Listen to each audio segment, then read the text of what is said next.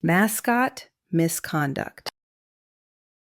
A secret identity sports rom-com with foam, feelings, and a very awkward kiss.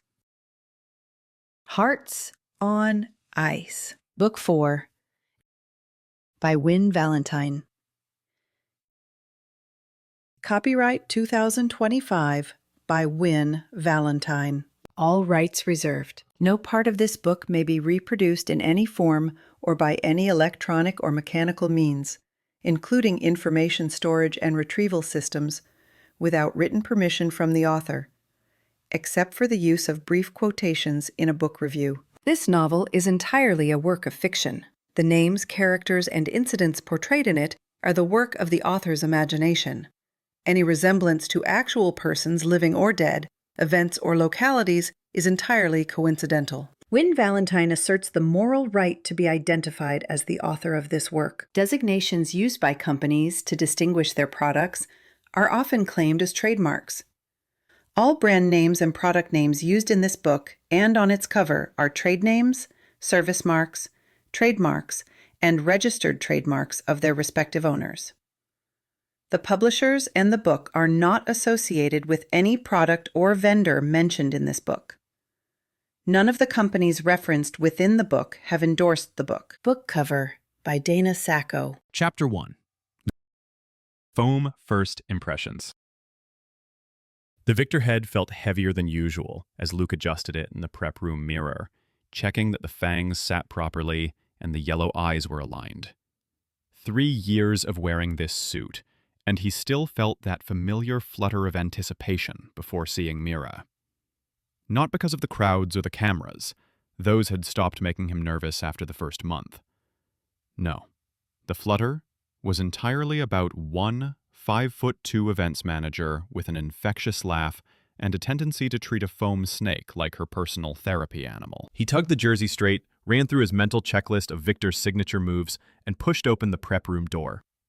The promotional setup buzzed with controlled chaos, backdrop assistants adjusting lighting umbrellas, a photographer testing angles, and Mira standing in the center of it all with her color-coded clipboard, directing traffic like a caffeinated air traffic controller. Luke emerged from behind the promotional backdrop just as disaster struck. A tower of foam hockey pucks stacked precariously on a nearby equipment case began its inevitable topple toward the camera crew. Without thinking, he lunged forward with exaggerated cartoon reflexes, catching the entire stack against his foam chest before they could scatter across the polished arena floor. The photographer burst into laughter.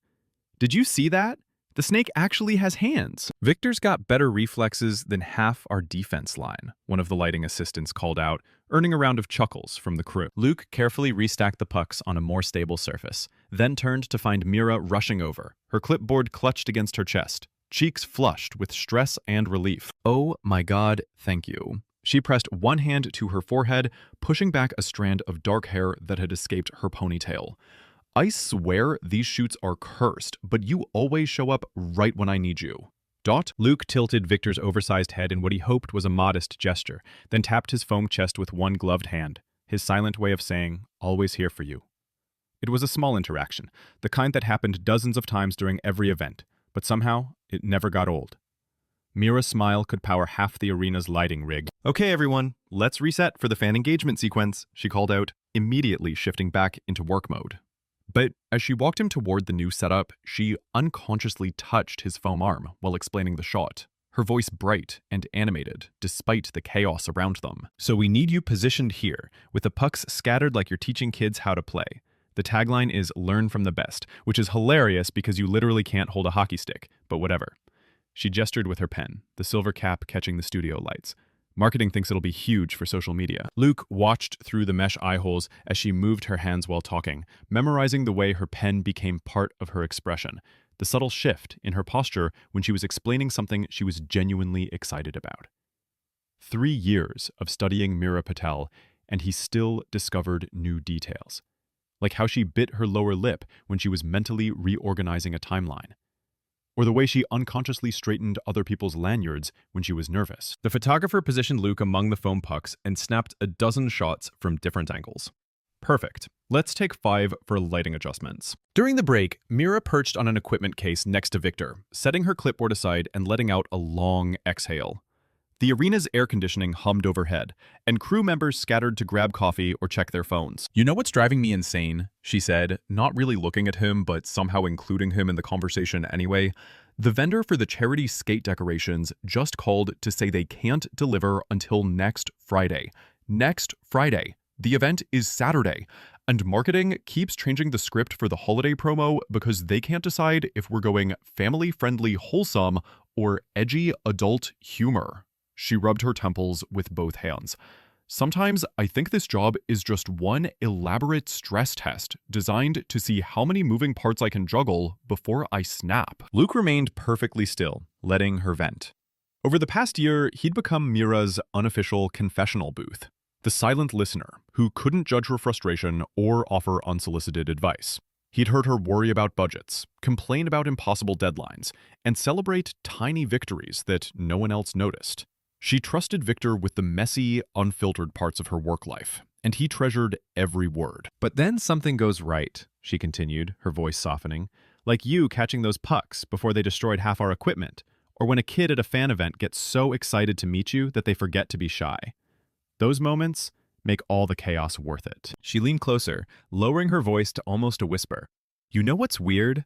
I talk to you more than anyone else here, and I don't even know your real name. But somehow that makes it easier. Like, I can say anything without worrying about office politics or whether I sound professional enough." Luke's heart hammered inside the suit. Through the mesh eye holes, he could see Mira's face just inches away, her expression open and unguarded. She was looking at Victor like he was a real person, not just an oversized mascot.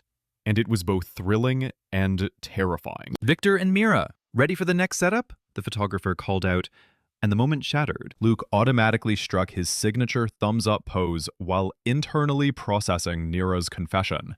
She found comfort in his anonymity. She trusted the silence, the lack of real-world complications. Would she feel the same way about Luke Moreau, part-time college dropout with anxiety about being seen? Perfect. Can we get one with more enthusiasm, like you just scored the winning goal? Luke launched into an exaggerated victory dance, pumping his foam arms and spinning in a circle. The crew laughed, and someone started clapping along to his imaginary rhythm. Mira burst into delighted laughter, the sound bright and infectious. Without warning, she threw her arms around Victor's foam torso in an impulsive hug, her voice dropping to a whisper meant only for him. "Seriously, I wish I could meet someone like you without all the..." She gestured vaguely at his costume, her hand brushing against the green foam. Foam barriers. Someone who listens without trying to fix everything, who shows up when it matters, who doesn't need words to be kind. Luke's entire world narrowed to the feeling of her arms around the suit and the quiet longing in her voice. His heart pounded so hard, he was sure the foam couldn't muffle it. She was describing the real him. The parts of himself that came naturally, but that he'd never had the courage to show her outside the costume. Mira was wishing for someone exactly like Luke, while hugging the disguise that let him be brave enough to be that person. She pulled back, her expression thoughtful and slightly melancholy, completely unaware that she'd just confessed to wanting the real him. "Looks like we got the shot," the photographer announced. "That's a wrap for today." The crew immediately shifted into pack-up mode, coiling cables and breaking down equipment. Mira grabbed her clipboard and dove back into logistics, directing the cleanup with the same focused energy she brought to everything. Luke lingered near the backdrop, fighting every instinct to help her with the heavier equipment cases. As Victor, he could lift and carry without question. It was part of the mascot's helpful persona. But offering real assistance would require speaking, breaking character, revealing too much. Instead, he watched Mira stack boxes with determined efficiency, occasionally pushing that escaped strand of hair behind her ear. When she bent to secure a loose cable, he noticed the small constellation of freckles on the back of her neck, visible above her Viper's polo collar. Another detail to add to his mental catalog of everything that made Mira Patel remarkable. "Thanks for today, Victor," she called out as she headed toward the arena exit, arms full of promotional materials. "Same time Thursday for the season ticket holder event?" "Ka." Luke gave her a cheerful wave, maintaining Victor's perpetually optimistic energy until she disappeared through the double doors. Only then did he retreat to Victor's prep room, the cramped utility space that had become his sanctuary. The industrial hooks held spare costume pieces, and photos from fan events covered the concrete walls. A gallery of Victor's greatest hits, with Mira appearing in at least half of them. He carefully removed the Victor head and hung it on its designated hook, then caught sight of himself in the small mirror mounted above the sink. Ordinary Luke stared back. Mixed-race features, soft brown eyes, short curls flattened from the costume head. His shoulders had that familiar hunch, the posture of someone used to taking up less space. Nothing like Victor's bold confidence or larger-than-life presence. Luke sank into the prep room's single metal folding chair and replayed Mira's words. I wish I could meet someone like you without all the foam barriers. Someone who listens without trying to fix everything. Someone who shows up when it matters. Someone who doesn't need words to be kind. She'd described him perfectly. The real him. The parts of his personality that came through when he wasn't overthinking every interaction. But she'd said it while hugging Victor, wishing for qualities that Luke possessed, but had never shown her directly. He stared at his reflection, quiet and unremarkable, then glanced at Victor's head hanging on the hook. For 3 years, the costume had been his shield and his secret. It let him be close to Mira without the terror of real vulnerability, let him support her without the risk of rejection. But what if he tried being himself around her? Not Luke pretending to be confident, not Luke trying to impress her, just Luke, the person who noticed when she was stressed, who remembered her coffee order, who genuinely cared about whether her impossible deadlines worked out. He could start small, offer to help with equipment setup maybe, actually introduce himself instead of just nodding when they passed in the hallways. Show up as the person Mira had described wanting to meet, without revealing the connection to Victor. Luke pulled out his phone and scrolled through the team's internal calendar, looking for upcoming events where their paths might cross naturally. Thursday's season ticket holder event would require extra setup. Friday was the charity skate planning meeting, the one where Mira would be scrambling to solve that vendor crisis she'd mentioned. Maybe Luke Moreau could be the kind of person who noticed when someone needed help and offered it without being asked. Maybe he could show Mira that the qualities she valued in Victor existed in the real world, too. His phone buzzed with a text from the facilities manager. Need extra hands for Thursday's setup. Luke, you free to help with equipment? Luke stared at the message for a long moment, then typed back, yes. What time? It wasn't a grand gesture or a master plan. It was just Luke, choosing to show up as himself, hoping that the person Mira had described wanting to meet was someone she might actually want to know. Chapter 2. Non-Mascot Malfunctions. The off-ice event loft looked like a tornado had torn through a party supply warehouse. Mira stood in the center of the chaos, her clipboard balanced precariously on a folding table that had definitely seen better days, juggling her phone between her ear and shoulder while surveying the wreckage of Thursday morning's setup disaster. No, I understand that your delivery truck broke down, she said into her headset, her voice strained but professional. But I need those promotional banners here by noon, or the season ticket holders are going to be staring at bare walls during their VIP experience. She pivoted to avoid a dangling light rig that dangled at head height, then immediately switched to another call. Hi, this is Mira Patel with the Vipers. Yes, I'm still holding for lighting rental availability. The hold music was an instrumental version of some pop song that made her want to throw her clipboard across the room. Around her, scattered promotional materials created an obstacle course of team logos and sponsor displays. Half the light rigs had arrived with faulty wiring.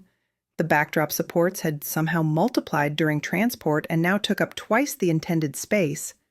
And the custom photo booth props were still somewhere on I-75 with a delivery driver who'd stopped answering his phone. Mira balanced her clipboard against her hip and reached for her fallen pen, which had rolled under a stack of event boxes that seemed to grow taller every time she looked away. She needed her backup vendor list, her emergency contact sheet, and approximately 4 more hours to make this event look like something other than a catastrophe. Mira, still on hold with the lighting people? Grace's voice cut through the ambient chaos, accompanied by the rapid-fire clicking of her tablet stylus. Because I'm tracking our social mentions and we're definitely trending, but not for good reasons. Someone posted a photo of the delivery truck on fire, which, by the way, explains the banner situation. And now #VipersVIP is mostly people making jokes about our organizational skills. That's Exactly what I needed to hear right now, Mira muttered, stretching toward her pen while keeping the phone pressed against her ear. Yes, I'm still here, she said to the hold music, then louder. Grace, can you please tell me you have backup vendor contacts in that digital brain of yours? Already on it. I've got a spreadsheet called Operation Save Thursday with 3 alternate banner companies, 2 emergency lighting rentals, and a food truck guy who owes me a favor from the Halloween event Meltdown. Despite everything, Mira felt a rush of affection for Grace's relentless optimism. You're a lifesaver. Send me those contacts and all. The stack of event boxes she'd been leaning against suddenly tilted toward her, heavy promotional materials shifting like a cardboard avalanche. Mira lunged backward, still clutching her phone, but the boxes were already falling, and she was definitely about to be buried under a mountain of VIP welcome packets and foam finger samples. Then a pair of steady hands appeared, catching the boxes before they could scatter across the floor. Mira found herself looking up at a lean guy in a faded Viper's hoodie and worn jeans. His soft brown eyes kind, but slightly nervous as he carefully repositioned the stack. Sorry. Looked like you needed a save there, he said, his voice quiet and warm. For a moment, Mira forgot about the lighting crisis and the missing banners and the hold music still buzzing in her ear. Something about his presence felt oddly familiar, like a song she'd heard before but couldn't quite place. The careful way he handled the boxes, the gentle confidence in his movements, the way he didn't try to take over or make a joke about her near disaster. Thank you, she breathed, genuinely grateful. She pulled the phone away from her ear and ended the call. The lighting company could wait 30 seconds. I'm Mira, by the way. Mira Patel. Luke? He replied simply, then gestured toward the remaining boxes. Need help with the rest of these? Looks like you've got your hands full. There was something in his voice, something patient and understanding, that made her shoulders relax for the first time all morning. No pushy questions about what had gone wrong. No suggestions for how she should handle the crisis differently. Just an offer to help, given without expectation. That would be amazing, actually. Mira watched as Luke began carefully stacking boxes, with the same methodical precision she'd noticed before. Where had she seen that before? Something about his quiet presence reminded her of Victor, the way he didn't rush to fill silences with solutions, didn't immediately jump into fix-it mode the way most people did when she ran into problems. Just like Victor, Luke seemed content to offer practical help without making her feel like her stress was something that needed to be managed or minimized. You remind me of someone, she said without thinking, then caught herself. Sorry, that's weird to say to someone I barely know. Luke's cheeks flushed slightly. Not weird. We all remind each other of people sometimes, but as he continued organizing her equipment with the same careful attention she'd grown used to from Victor, Mira filed away the similarity in the back of her mind. I don't think we've officially met. I'm usually buried in event planning, but I thought I knew most of the facilities team. Luke's cheeks flushed slightly. I work in facilities, mostly. Equipment setup, maintenance stuff, behind the scenes. I've been here a couple years, but I tend to keep a low profile. That explained the hoodie and the comfortable way he moved through the arena. But Mira couldn't shake the feeling that she'd seen those gentle hands and quiet confidence somewhere else. Before she could place the memory, a familiar voice cut through the loft. Ooh, who's this? Grace bounded over with her tablet clutched against her chest, her eyes bright with curiosity. New team member? Vendor contact? Secret boyfriend? Level? Her voice carried across the loft with the subtlety of a foghorn, and Mira felt heat rise to her cheeks as several crew members turned to look. Jace Taylor, who had been setting up his camera rig near the photo booth area, perked up with obvious interest. Grace, no, Mira said quickly, stepping away from Luke. It's not like that. Hey, Mira, Jace called out, apparently sensing an opportunity for content. Need me to film a behind-the-scenes chaos reel? The fans love watching you panic in real time. Or maybe a mystery man saves the day angle. Leave her alone, Clip. Danny's voice came from somewhere near the lighting equipment, sharp and protective. She's got enough problems without you turning her morning into a TikTok. But the damage was done. Mira could already see the speculative looks from other staff members, the way conversations had paused around the loft. Grace was practically vibrating with barely contained questions, and Jace had his phone out like he was ready to start filming. Luke seemed to shrink into himself, his shoulders hunching as he quietly finished stacking the boxes. "I'll just let you get back to work," he said, his voice barely above a murmur as he backed toward the exit. Mira wanted to call after him, to thank him properly or maybe ask how he knew his way around the arena so well.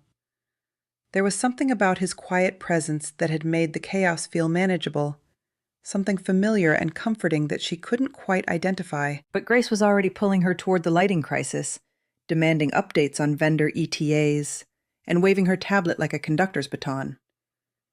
"Okay, crisis management time.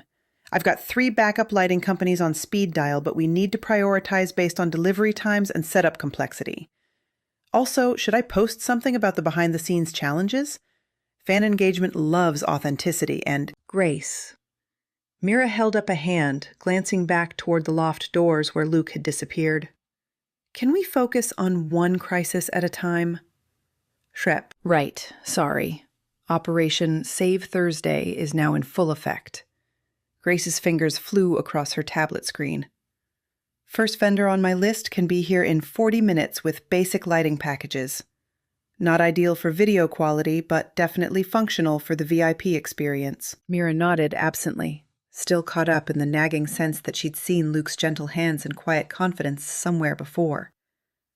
The feeling slipped away as her phone rang with another emergency call, but something about the brief encounter left her oddly unsettled. "Yes, this is Mira Patel," she answered, forcing herself back into crisis management mode. "Let me guess, another delivery problem?" Around her, the loft continued its transformation from disaster zone to functional event space, but Mira found herself glancing toward the exit doors more often than strictly necessary. Luke had appeared exactly when she'd needed help, handled her equipment with unusual care, and disappeared before she could properly thank him. Just like someone else she knew, someone who always seemed to show up at the right moment, who understood without words when she was overwhelmed, who never expected recognition for lending a hand. The thought flickered through her mind, and then vanished as Grace thrust a printed vendor list into her hands and started rattling off backup plans with military precision. But somewhere in the back of her mind, Mira filed away the memory of soft brown eyes and gentle confidence, certain she'd seen them before but unable to place where. 3 hours later, the off-ice event loft had been transformed into something resembling intentional elegance. Emergency lighting cast warm pools of light across promotional displays, backup banners hung straight and professional along the glass walls, and the photo booth area looked like it had always been meant to feature foam fingers and team pennants instead of custom props. Mira stood near the entrance, checking items off her clipboard as season ticket holders began filtering in for their VIP experience. Grace hovered nearby with her tablet, documenting everything for social media and muttering things like crisis management content and behind-the-scenes authenticity. "You know," Grace said, lowering her voice conspiratorially, "that guy from this morning, Luke, he seemed really familiar, like unusually familiar, don't you think?" Mira glanced up from her clipboard, that nagging feeling returning. "Familiar how?" "I don't know. Something about the way he moved, maybe? Or how he handled your equipment?" Grace tapped her stylus against her tablet screen. "Very careful. Respectful. Like he already knew how you like things organized." "Grace, you met him for 30 seconds. "I know. But I have really good instincts about people. It's part of my media training." Grace's eyes lit up with sudden inspiration. What if he's been watching you from afar? Like a secret admirer situation? That would make amazing content. Absolutely not. Mira cut her off firmly. We are not turning my life into a storyline for your engagement metrics. But as she turned back to greet incoming VIP guests, Mira found herself thinking about Luke's quiet presence again.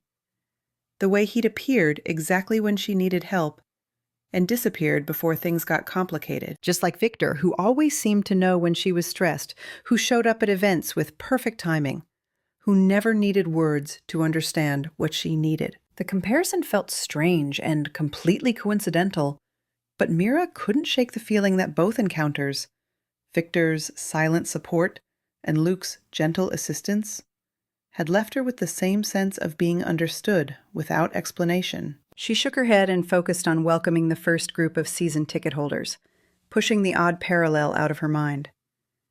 She had an event to manage and 30 VIP guests who expected perfection. Not time to analyze imaginary connections between a helpful facilities worker and a foam snake with excellent timing. But somewhere in the back of her mind, the feeling lingered. Familiar hands, quiet confidence, and the strange certainty that she'd been helped by someone who understood exactly what she needed, even if she couldn't remember where she'd felt that understanding before. Chapter 3. Viral Victory.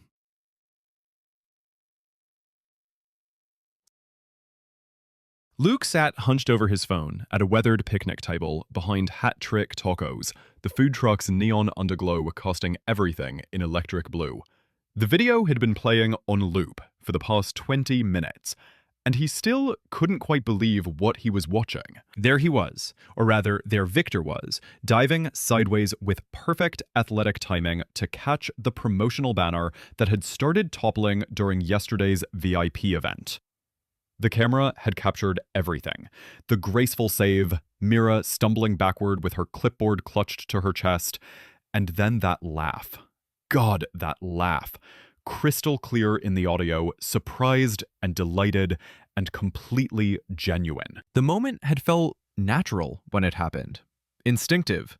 He'd seen the banner starting to tip, seen Mira directly in its path, and reacted without thinking.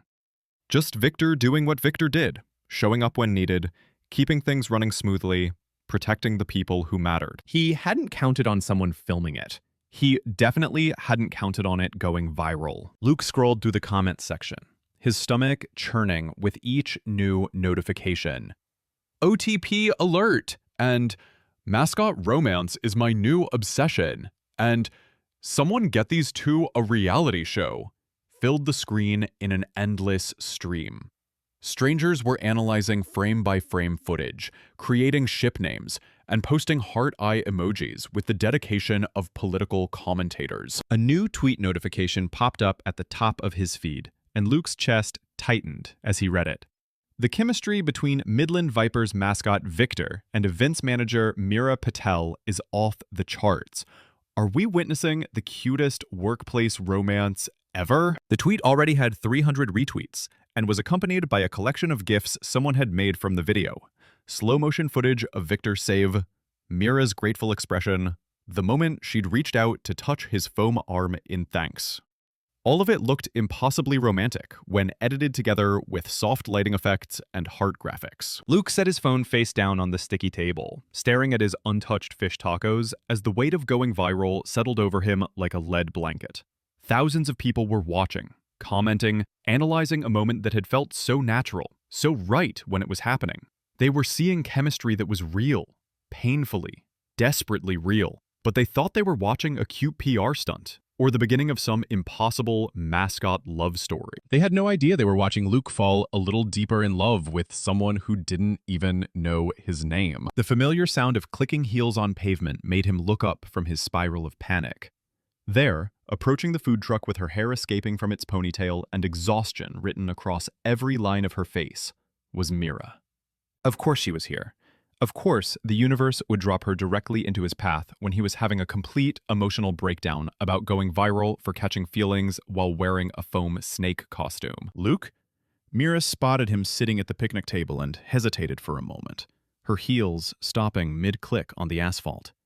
Something shifted in her expression. surprise melting into what looked like relief. "Mind if I sit?" "Today has been—" She gestured vaguely at the universe, her clipboard hanging loose in one hand, like a white flag of surrender. "A lot." Luke scooted over on the bench, hyper-aware of how close she sat when she settled beside him. Her lavender perfume mixed with the truck's atmosphere of grease and neon, creating something that shouldn't have worked, but somehow felt exactly right. The warmth radiating from her shoulder where it almost brushed his made him want to close the distance and simultaneously flee to the next county. "Rough day at the office?" he asked, proud that his voice came out steady instead of revealing the complete chaos happening in his chest. Mira laughed, but it was hollow and tired. "Try going viral for flirting with a mascot. Apparently, the internet thinks Victor and I have undeniable chemistry, which is both hilarious and mortifying." She rubbed her temples with both hands. "Grace has been fielding interview requests all afternoon. Someone from ESPN wants to do a segment on mascot workplace romances. I've gotten 3 marriage proposals from Victor fans on Twitter." Luke's chest tightened as he watched her process the absurdity of her day.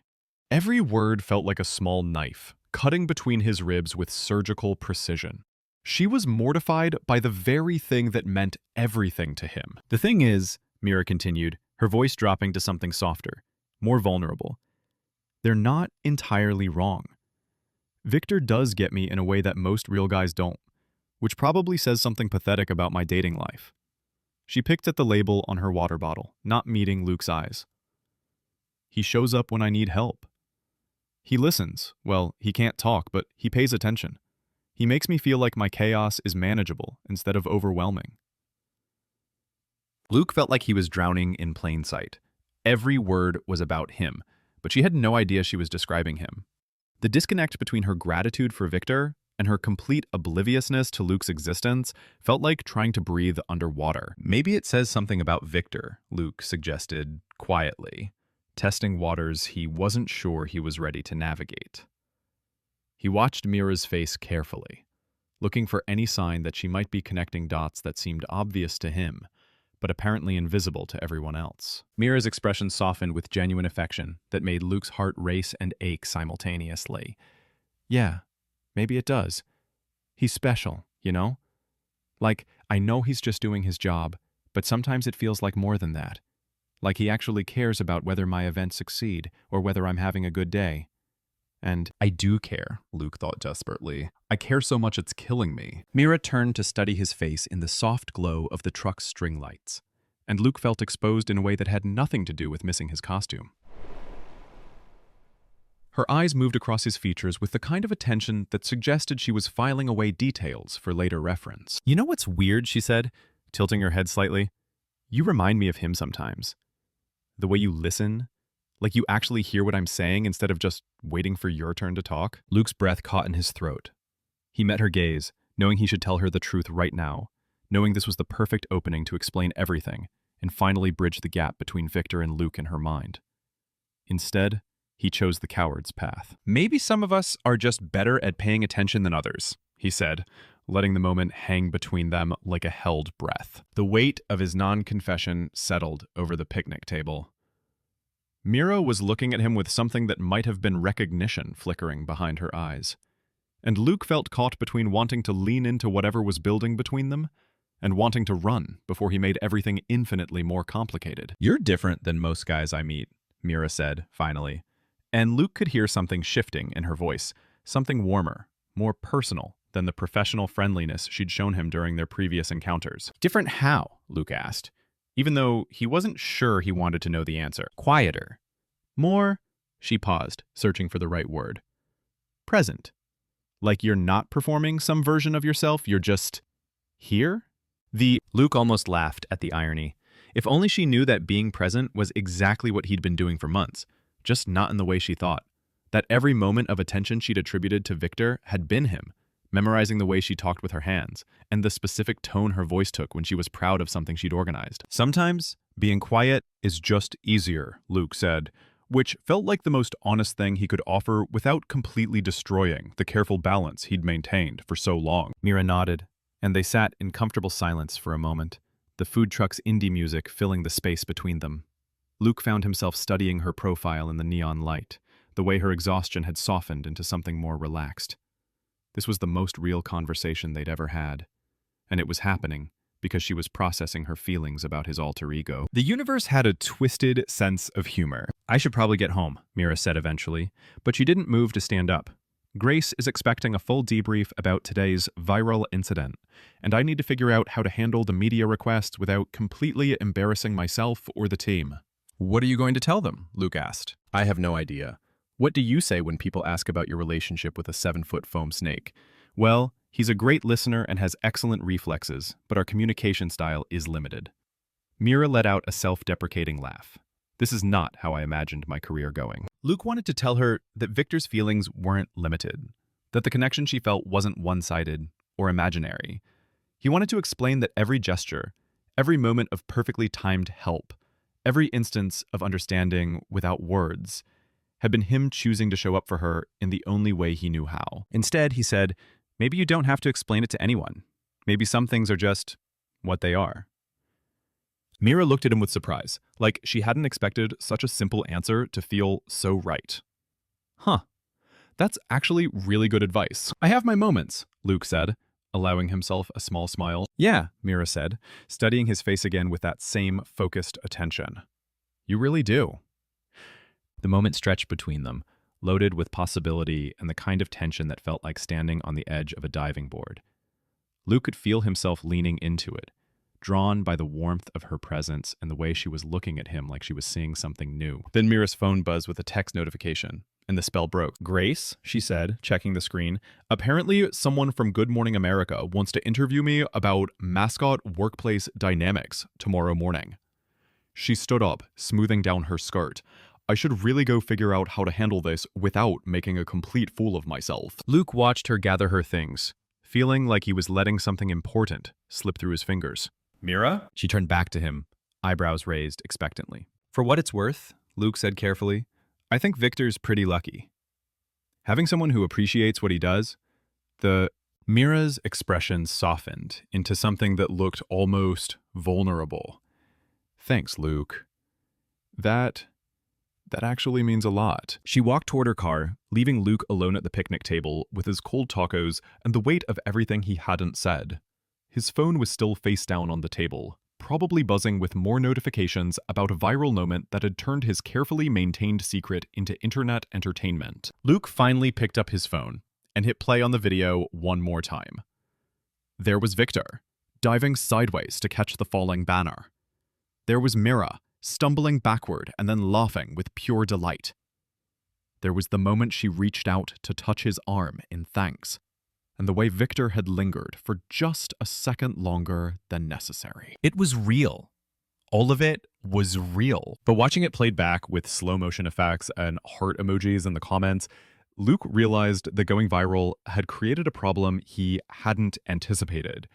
The whole internet now believed in Victor and Mira as a love story, which meant the pressure to maintain that narrative or deal with the fallout of disappointing thousands of invested strangers had just gotten astronomically higher. And somewhere in the middle of all that chaos was Mira, trying to figure out how to handle media attention for feelings she thought were impossible, and a relationship she believed existed only in her imagination. Luke locked his phone and finally took a bite of his fish taco, even though his appetite had completely disappeared. Tomorrow, Victor would show up at whatever event Mira had planned, and they'd continue their strange dance of silent communication and unspoken understanding. But tonight, for the first time, Luke found himself wondering if keeping his secret was protecting them both, or destroying something that could have been real from the beginning. Chapter 4. The Clipboard Incident. The third box of foam fingers slipped from Mira's arms just as she rounded the corner toward Prep Room C, cascading across the hallway in a rainbow of team colors. She crouched down to gather them up, muttering a string of words that would make Coach Daniels proud, when she realized her clipboard wasn't tucked under her arm where it should be. Mira froze, foam finger halfway to the box, and mentally retraced her steps. Equipment shelf in storage B for the pennants, then prep room A for the face paint supplies, then the main corridor for the backup banner poles, then here for the... Oh no. Oh no, no, no. She abandoned the foam fingers and speed-walked back toward Storage B, her heels clicking against the linoleum in an increasingly frantic rhythm. That clipboard contained everything, from vendor contact sheets to event timelines to embarrassingly detailed notes about Victor's appearances, plus her grocery list, her coffee order preferences, and approximately 17 different ways she'd reminded herself to stop talking to the mascot like he's your therapist. Storage B was empty except for towers of folding chairs and the lingering smell of industrial cleaner. No clipboard on the equipment shelf. No clipboard anywhere. Mira checked Prep Room A twice, moving aside makeup kits and checking under tables with growing desperation. The corridor yielded nothing but a janitor who looked concerned when she asked if he'd seen a navy blue clipboard with silver clips and maybe some suspicious personal notes attached. 20 minutes later, she stumbled back toward the off-ice event loft in full crisis mode, already mentally composing explanations for why she'd have to recreate her entire event timeline from memory.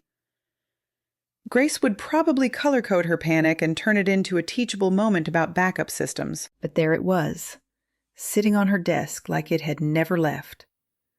Navy blue cover, silver clips, and a small yellow sticky note attached to the front corner. Found this in Prep Room C.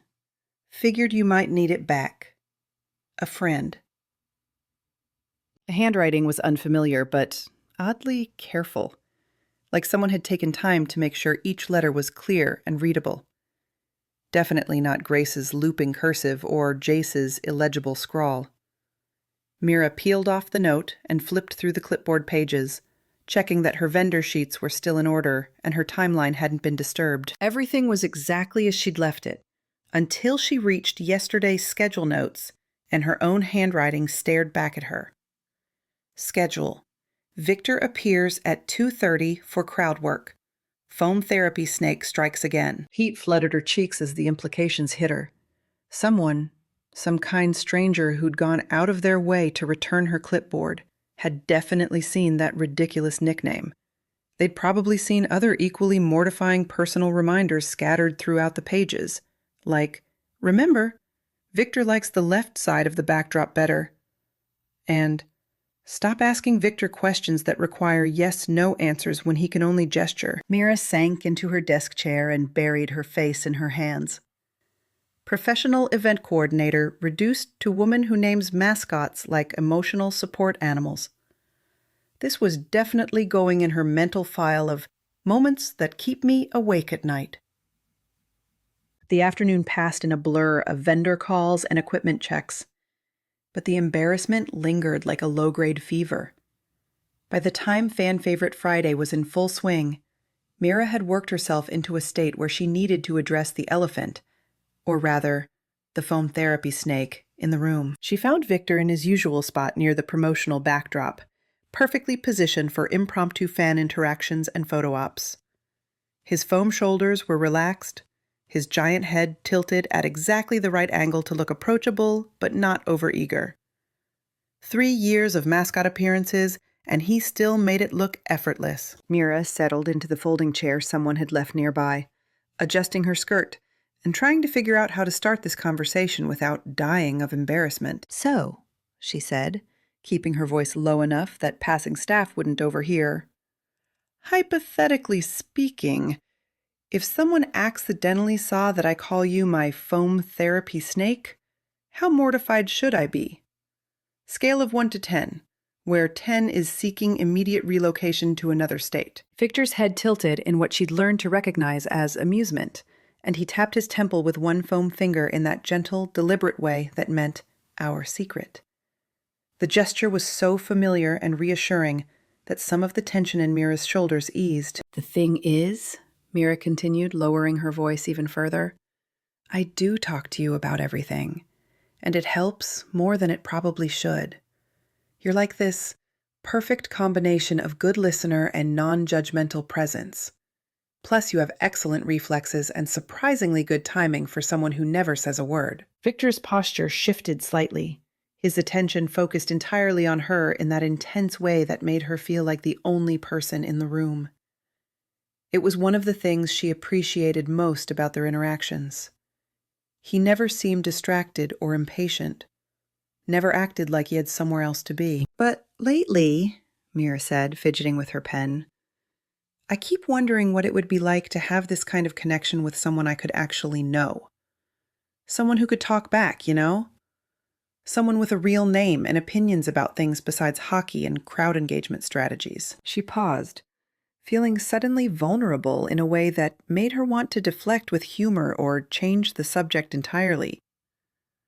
But Victor remained still and attentive, and somehow that made it easier to keep going. I met this guy Luke the other day, she said, almost surprising herself with the admission. At Hat Trick Tacos, after that whole viral video thing, he was really sweet and easy to talk to. And for a minute there, I thought maybe. She trailed off, shaking her head at herself. But that's probably just wishful thinking. I mean, what are the odds that someone like that would actually be interested in someone like me? Victor reached over and gently squeezed her shoulder, his foam hand warm and reassuring through her blazer.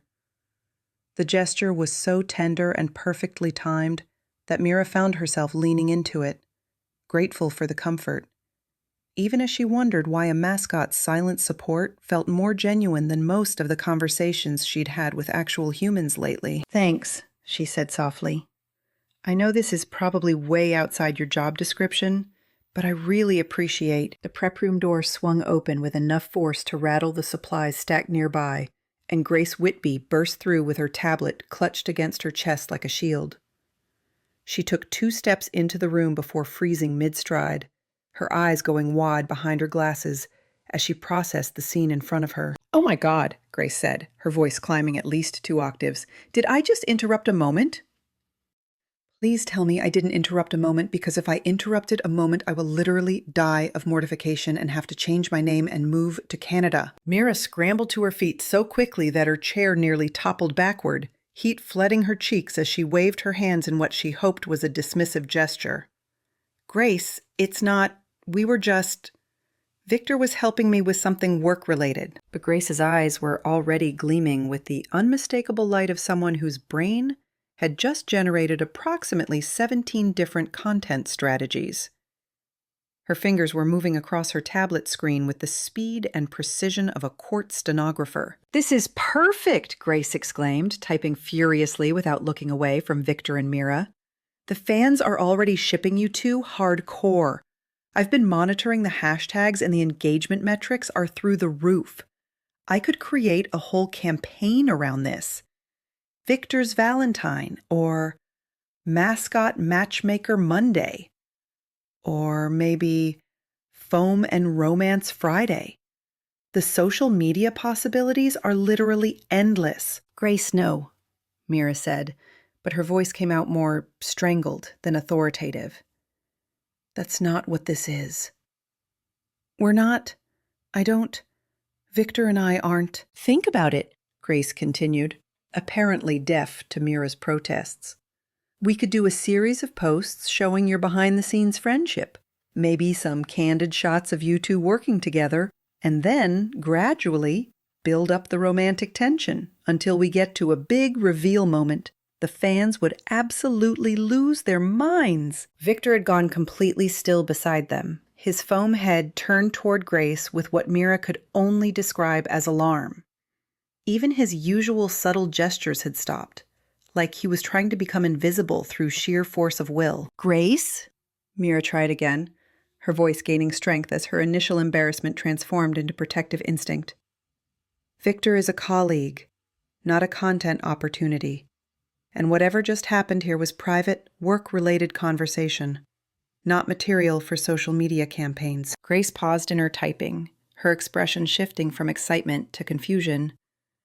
But the video already went viral, and the fan response has been incredible. Everyone wants to know more about your relationship with Victor. We'd be giving the people what they want. The people, Mira said carefully, don't get to decide what my personal relationships look like, even if they think they're invested in the story. But think about the engagement. Grace. Mira's event coordinator voice came out, the one that could stop vendor arguments and redirect overeager volunteers. No campaigns. No content series. No romantic storylines. Victor and I work together, and that's all anyone needs to know about it. Grace deflated slightly, her tablet drooping in her hands. But what about the Halloween masquerade party next week?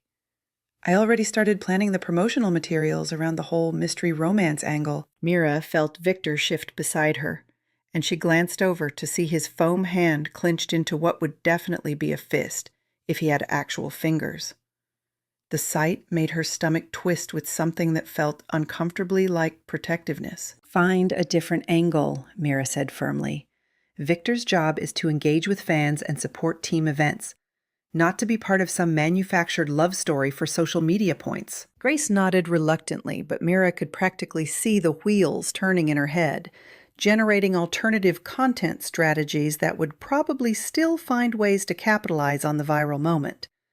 It was like watching someone promise to stop eating cookies while mentally planning their next trip to the bakery. Fine, Grace said, finally looking up from her tablet. But if you two have any more work-related conversations that look suspiciously romantic, can you at least give me a heads up?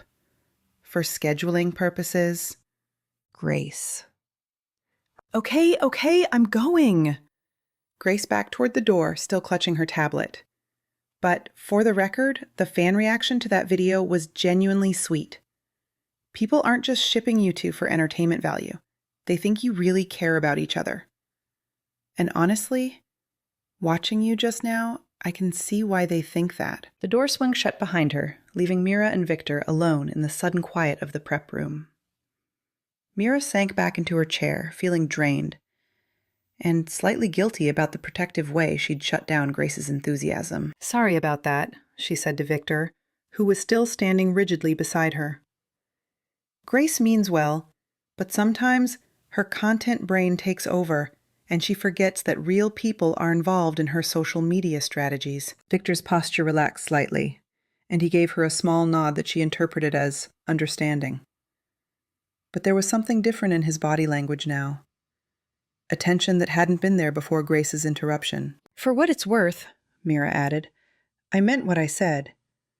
Whatever this is between us, friendship, working relationship, weird mascot therapy sessions, it's nobody else's business unless we decide it is. Victor turned his massive foam head toward her, and even though she couldn't see his expression behind the permanent grin, she had the distinct feeling he was studying her face with the kind of intensity that made her suddenly self-conscious about everything from her lipstick to her posture. Then he reached out and gently touched her hand, just for a moment, before settling back into his usual, relaxed stance. The gesture was so brief and subtle that anyone watching wouldn't have thought twice about it, but it felt loaded with meaning that Mira couldn't quite interpret. Yeah, she said softly, even though she wasn't entirely sure what she was agreeing to. Me too. Chapter 5. Emergency Mascot Malfunction. The Velcro gave way with a sound like ripping fabric, and Luke felt the entire front panel of Victor's torso shift sideways, just as he threw his foam arms up for the final flourish of the halftime dance-off. 20,000 fans screamed their approval from the stands, completely oblivious to the fact that their beloved mascot was literally coming apart at the seams. Luke pressed his left arm tight against his ribs, holding the foam padding in place while he spun in a circle and pointed enthusiastically at the upper deck. The movement felt precarious and wrong, like trying to dance while holding his guts in, but he managed to sell it as part of the routine. Victor was supposed to be chaotic anyway. A little structural instability probably looked intentional. The spotlight swung away toward the ice crew, preparing for the third period, and Luke immediately dropped the performance energy. He waved once more to the crowd, A quick gesture that looked casual but was really his signal that Victor was heading backstage, then turned and power-walked toward the tunnel as fast as his oversized feet would allow. The moment he hit the corridor, he broke into an awkward jog, one hand still pressed to his chest to keep the suit from completely falling apart. The prep room was only 50 yards away, but it felt like a mile when every step threatened to expose him to any staff member who might be wandering the back halls. He shouldered through the prep room door without bothering to knock, already reaching for the emergency kit that Danny kept mounted on the far wall. His fingers found the handle of the rolling duffel just as his brain registered that the room wasn't empty. Oh, Mira looked up from where she was kneeling beside the storage shelves, surrounded by neat stacks of foam fingers in team colors. Her face lit up with genuine surprise and something that looked almost like relief, as if seeing Victor had been exactly what she needed. "I didn't know you were. I was just sorting the new foam fingers by size for tomorrow's giveaway." She gestured to the organized piles around her. Her clipboard balanced precariously on a box of promotional buttons. "The vendor delivered them to the wrong entrance, so I figured I'd get them organized while I was waiting for the third period to start." Luke felt his heart hammering against his ribs so hard it probably would have been visible if the suit wasn't in the process of falling apart. He was trapped, literally trapped between the door and Mira's expectant gaze, with costume pieces shifting dangerously, and no way to explain what was happening without speaking, or running away like a complete lunatic. He managed a weak wave, the kind Victor usually reserved for acknowledging fans in the nosebleeds, but kept his problematic arm pressed firmly to his torso. Maybe he could mine his way through this.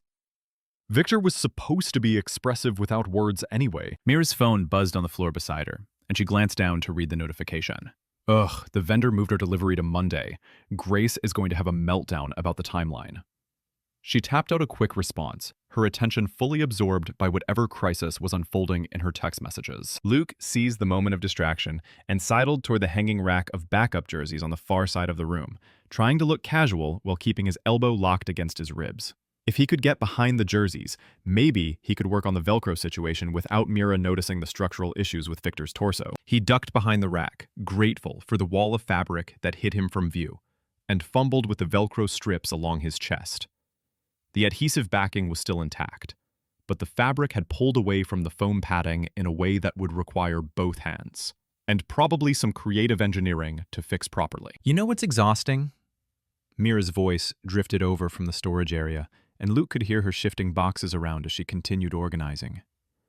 "Feeling like the person who understands me best is someone I can never really know." Luke's hands stilled on the costume repair. There was something different in her voice.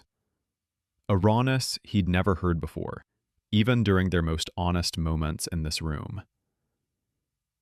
It was the kind of vulnerability that made his chest ache, the sound of someone who was tired of performing strength, when what she really wanted was connection. "I keep thinking about what it would be like to have a real conversation with you. No suit, no performance, just..." Her voice trailed off, and Luke heard her sigh. "Just us." The words hit him like a physical blow, and he found himself leaning forward against the jersey rack without meaning to. She was talking about wanting exactly what he wanted, what he'd been wanting for months but had never been brave enough to reach for. And she was saying it to Victor, not knowing that the person she was longing to know was standing 3 feet away, hidden behind polyester hockey jerseys and his own cowardice. Luke heard her move closer, probably reaching for something on the shelves near the costume rack, and he pressed himself further back into the hanging jerseys. But then, her fingers brushed against his shoulder through the foam. Just a light touch, probably accidental as she steadied herself. But he felt her pause. Her hand lingered for a moment longer than it should have, her fingers pressing slightly against the foam, as if she was testing the weight or texture of what was underneath.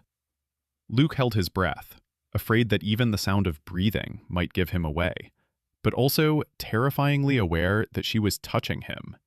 Really touching him, not just the costume. "Sometimes I wonder if you're as tired of this as I am," she whispered, and her voice was so soft he almost missed it. But the loneliness in those words went straight through him, making his chest ache with the urge to step out from behind the jerseys and tell her everything. That he was tired of it. That he wanted the same things she did. that she already knew him better than anyone because all those moments of connection had been real. Instead, he took a step back toward the emergency exit, his hands shaking as he tried to navigate around the hanging costumes without making noise.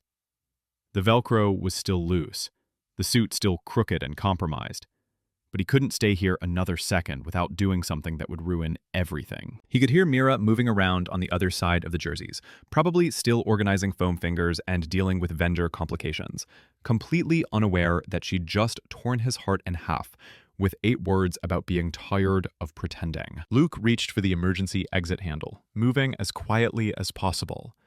The door opened onto a service corridor that led directly to the loading dock. He could slip out, find Danny, and figure out how to fix the suit without having to face Mira's vulnerability when he was the one keeping them both trapped behind his secret. The door gave way silently, and Luke stepped into the dim corridor, his costume hanging loose and crooked around his shoulders. He pulled the emergency exit shut behind him with the softest click he could manage, then leaned back against the concrete wall and closed his eyes. In the prep room, Mira was still talking to Victor, probably still organizing promotional materials and dealing with typical event coordinator chaos. She had no idea that the person she'd just confessed her loneliness to had fled, rather than answer her honesty with his own. Luke pushed himself off the wall and started walking toward the loading dock, where he knew Danny would be managing equipment returns, and probably wondering why Victor hadn't checked in after the halftime show.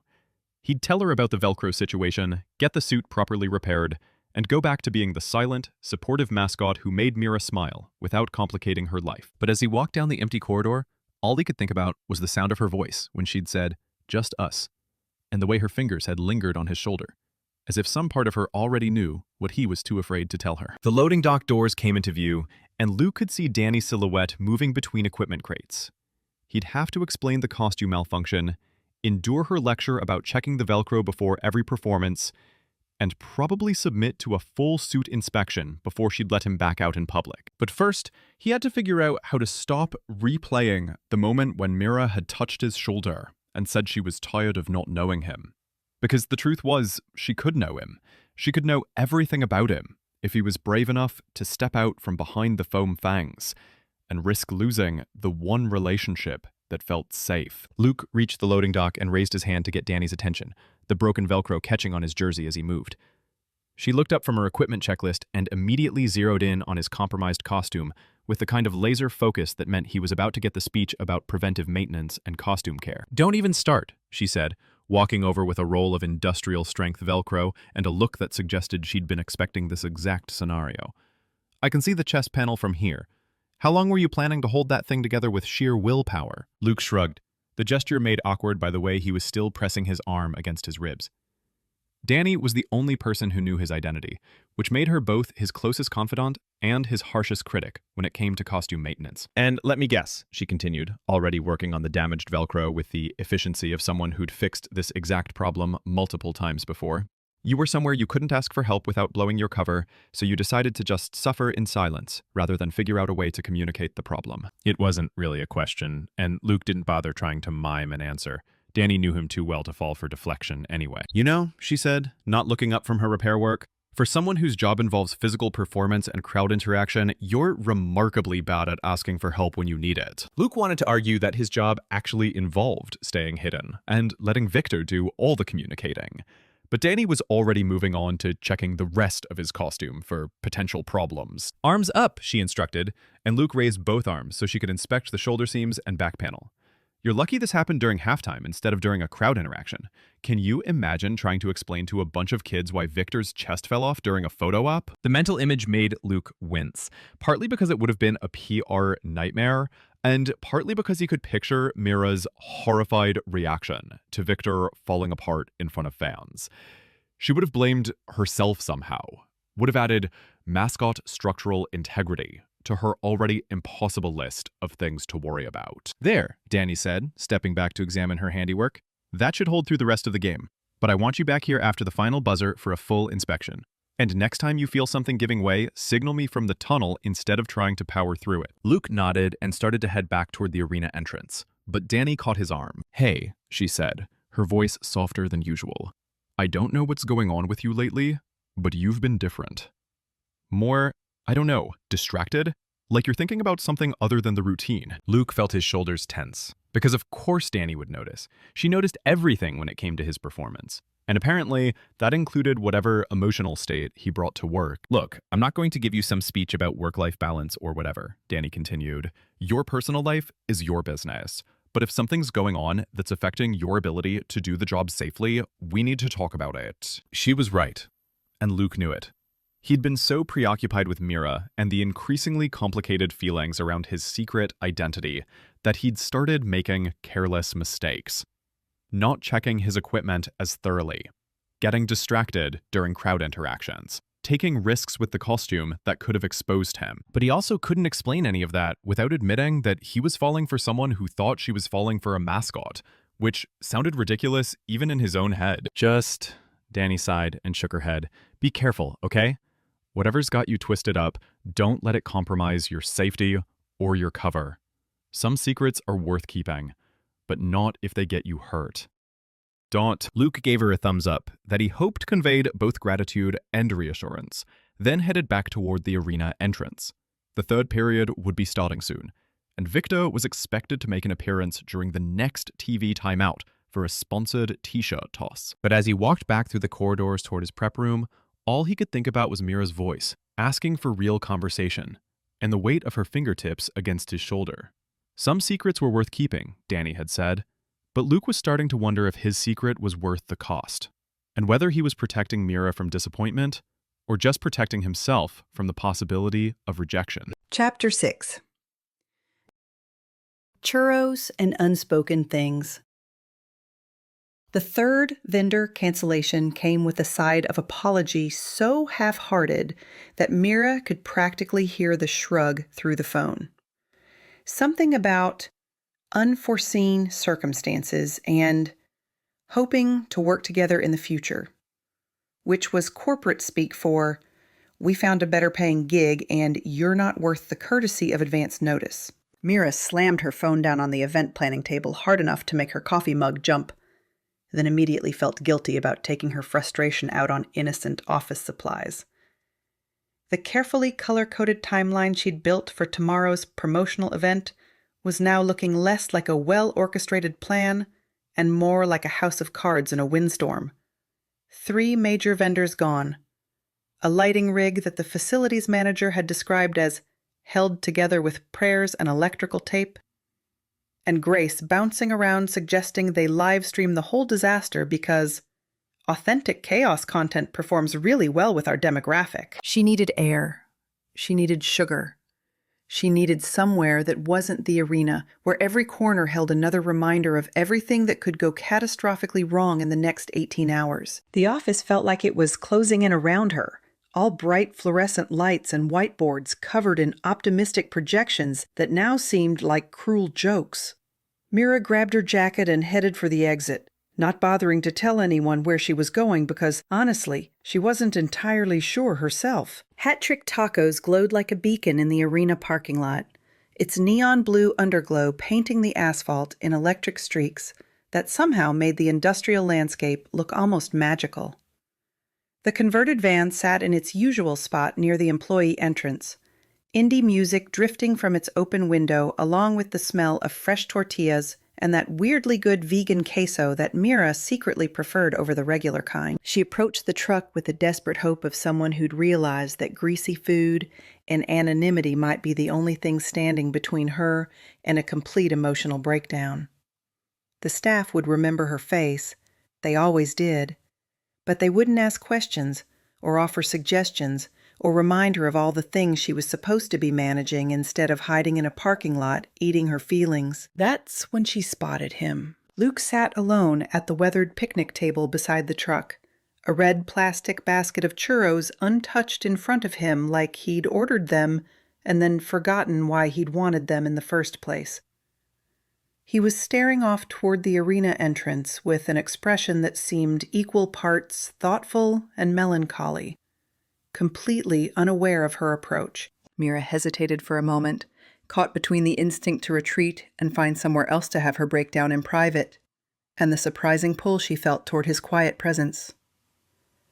There was something about Luke that always seemed to dial down the volume on her internal chaos, even when they'd barely exchanged more than polite work-related conversation. "Mind if I join the late-night stress-eating club?" she asked, gesturing toward the empty bench across from him. Luke's face brightened in a way that made something flutter unexpectedly in Mira's chest. Not the performative smile most people wore around her, but something genuine and almost relieved, like he'd been hoping for company but hadn't known how to ask for it. "Rough night?" He pushed the basket of churros toward the center of the table, an offering that somehow felt more thoughtful than it had any right to. "You look like someone who needs emergency sugar." Mira sank onto the bench across from him, immediately reaching for one of the churros because he wasn't wrong about the emergency sugar situation. The first bite was perfect. Crispy outside, soft inside, with just enough cinnamon to make her remember why she'd developed a borderline unhealthy relationship with this food truck in the first place. 3 vendor cancellations, a lighting rig that's apparently held together with prayers and electrical tape, and Grace wants to live stream the whole disaster because authentic chaos content performs well with our demographic, she said around her second bite, appreciating how Luke's eyebrows climbed higher with each item on her list of evening catastrophes. "Grace seems enthusiastic," Luke said carefully, and Mira snorted with laughter at his diplomatic understatement. The sound surprised her. When was the last time someone had made her laugh, instead of immediately jumping into problem-solving mode or trying to minimize her frustration with platitudes about how everything would work out fine? Luke just sat there, patiently sharing his churros and letting her vent without acting like her stress was something that needed to be fixed or managed. They fell into comfortable silence after that, the weight of the day's disasters somehow feeling less crushing when divided between 2 people and a basket of fried dough. The food truck's indie playlist created a surprisingly intimate soundtrack, something with soft guitars and a singer who sounded like they understood the particular exhaustion of trying to make everything perfect for everyone else. Mira found herself studying Luke's profile in the soft neon light, noting the way his shoulders had relaxed since she'd joined him, and how his fingers drummed absently against the table in time with the music. There was something familiar about the rhythm, something that tugged at a memory she couldn't quite place. "Can I ask you something?" she started, then caught herself as the question shifted on her tongue. She'd been about to ask if he was Victor. The suspicion had been building for weeks now. Little moments and gestures that seemed too similar to ignore, but suddenly the words felt too dangerous. What if she was wrong? What if she was reading connections that didn't exist because she wanted them to? What if asking the question ruined whatever this was? This unexpected ease she felt around someone who was essentially still a stranger. Luke turned to meet her gaze, something patient and knowing in his expression that made her heart skip in a way that was probably inconvenient. "What is it?" "Nothing, it's—" Mira shook her head, choosing a different truth instead, one that felt safer even though it left her just as exposed. "I was just wondering how you always seem so calm. Like, I feel like I'm constantly performing, you know? Always on. Always managing everyone else's chaos and pretending I have everything under control, when really I'm just hoping nobody notices that I'm making half of it up as I go." The admission hung between them for a moment, more honest than she'd intended to be with someone she barely knew. But something about the parking lot darkness and the way Luke listened without immediately trying to offer advice made it feel safe to admit things she usually kept locked away behind her relentlessly cheerful professional facade. "Maybe because I spend most of my time watching instead of performing," Luke said quietly. "You get good at reading people when you're not the center of attention." There was something in his voice, a hint of experience that suggested he understood the exhaustion of constant performance better than she'd expected.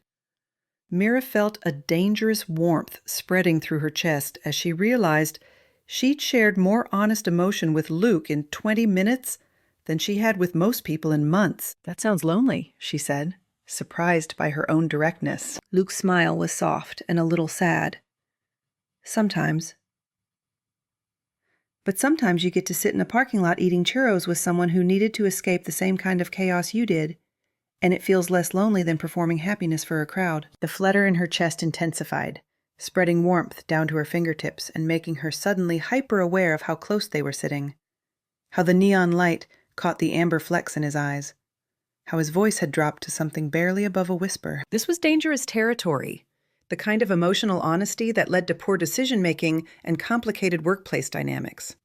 Mira knew she should probably make an excuse and head back to the arena, return to her color-coded crisis management, and pretend this conversation had been nothing more than a friendly stress relief session. Instead, she reached for another churro and settled more comfortably on the picnic bench, letting herself enjoy the rare luxury of being seen by someone who didn't need her to have all the answers. "So, what brings you to the emergency sugar station?" she asked, deflecting attention back to him with practiced ease. "Besides my obvious need for rescue from vendor-related trauma." Luke was quiet for a moment, his fingers still drumming that familiar rhythm against the table. "Work stuff. Nothing as dramatic as your evening, just trying to figure out how to handle a situation that feels more complicated than it should be." Work situation or people situation? Mira found herself asking, then immediately felt presumptuous. "Sorry, that's none of my business. I'm good at reading the difference between logistical stress and emotional stress." "People situation masquerading as a work situation," Luke said with a rueful smile. "The most dangerous kind." Mira nodded knowingly, thinking about her own blurred lines between professional obligation and personal investment. The way caring about the team and the fans and the success of every event had become so tangled up with her sense of self-worth that she couldn't separate them anymore. "Those are the worst," she agreed, "because you can't really solve them with spreadsheets or backup plans. People are messier than logistics." "Much messier," Luke agreed, and something in his tone made Mira wonder if they were talking about the same kind of mess.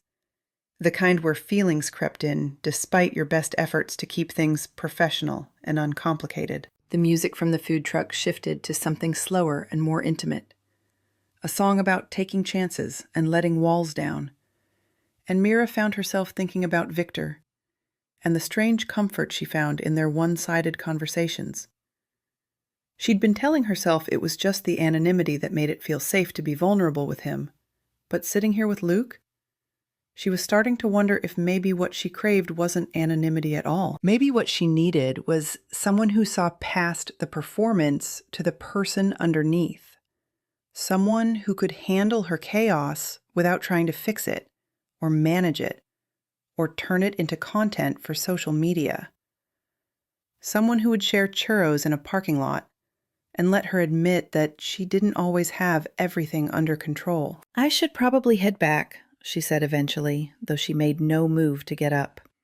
"Grace is probably wondering where I disappeared to, and I still need to figure out how to replace 3 vendors before tomorrow afternoon." "Probably," Luke agreed, but he didn't move either.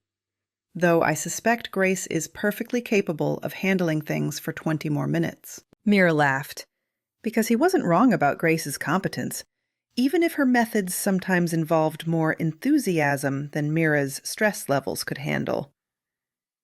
"You seem to have everyone pretty well figured out." "Not everyone," Luke said, and there was something in the way he looked at her that made her suddenly self-conscious, like he was seeing something she hadn't meant to reveal. The moment stretched between them, loaded with the kind of tension that could easily tip into something more complicated than shared churros and work stress.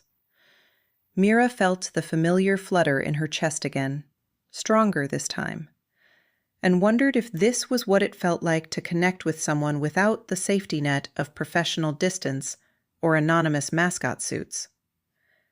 When she finally did stand to leave, gathering her jacket and fishing for her phone to check the time, she felt strangely reluctant to break the spell of the evening.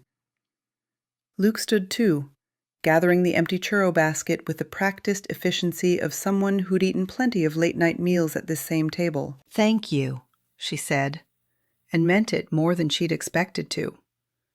For the churros and the perspective. "Anytime," Luke replied, and something in his voice suggested he meant that, too. Mira walked back toward the arena entrance with her head spinning slightly, caught between the practical need to return to her crisis management duties and the lingering warmth of unexpected connection. She'd left her emotional guard down for 30 minutes and somehow felt both more vulnerable and more grounded than she had in weeks. It wasn't until she was halfway across the parking lot that she realized she'd left her empty churro bag behind on the table, a small piece of evidence of a conversation that had felt more significant than emergency stress eating probably warranted.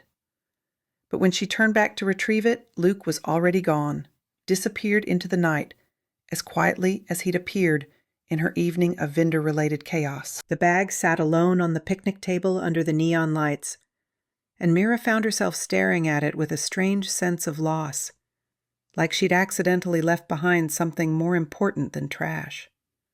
But Grace was probably wondering where she'd disappeared to, and she still had 3 vendor emergencies to solve before tomorrow's event could be salvaged. She turned back toward the arena, her mind already shifting into problem-solving mode.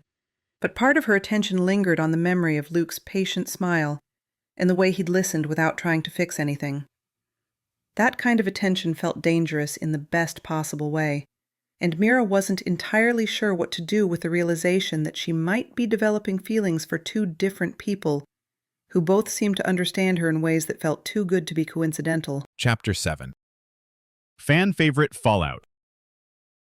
The Victor suit felt heavier than usual as Luke adjusted the oversized head in the prep room, the familiar weight of foam and fabric doing nothing to settle the knot of anxiety that had been building in his stomach all week.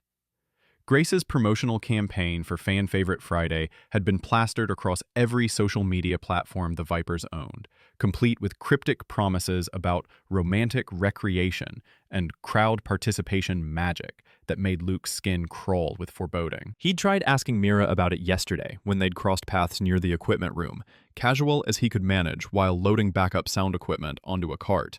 She'd just shrugged and said Grace was being mysteriously enthusiastic about the segment, which in Grace speak usually meant trouble with a capital TT and several exclamation points.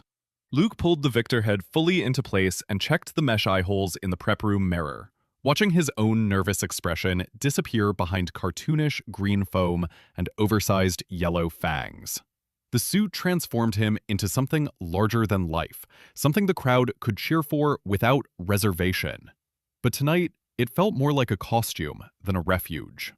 Whatever Grace had planned, Luke had the sinking feeling it was going to push the boundaries of what he could handle, while maintaining the careful emotional distance that kept his secret intact. The arena speakers crackled to life as Grace's voice echoed through Keller Arena, bright and artificially amplified in the way that made every announcement sound like a carnival barker's pitch. Ladies and gentlemen, Vipers fans, are you ready for something special? Luke winced inside the mascot head as the crowd responded with a roar that vibrated through the arena floor and up into his bones. Through the prep room's small window, he could see the main scoreboard displaying a montage of romantic movie clips, each one more cringeworthy than the last.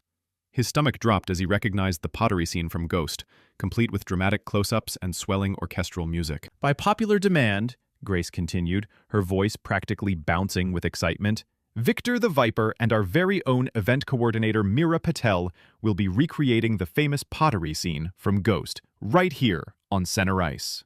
Luke felt his knees go weak inside the suit as the crowd erupted in a deafening cheer that seemed to shake the entire building.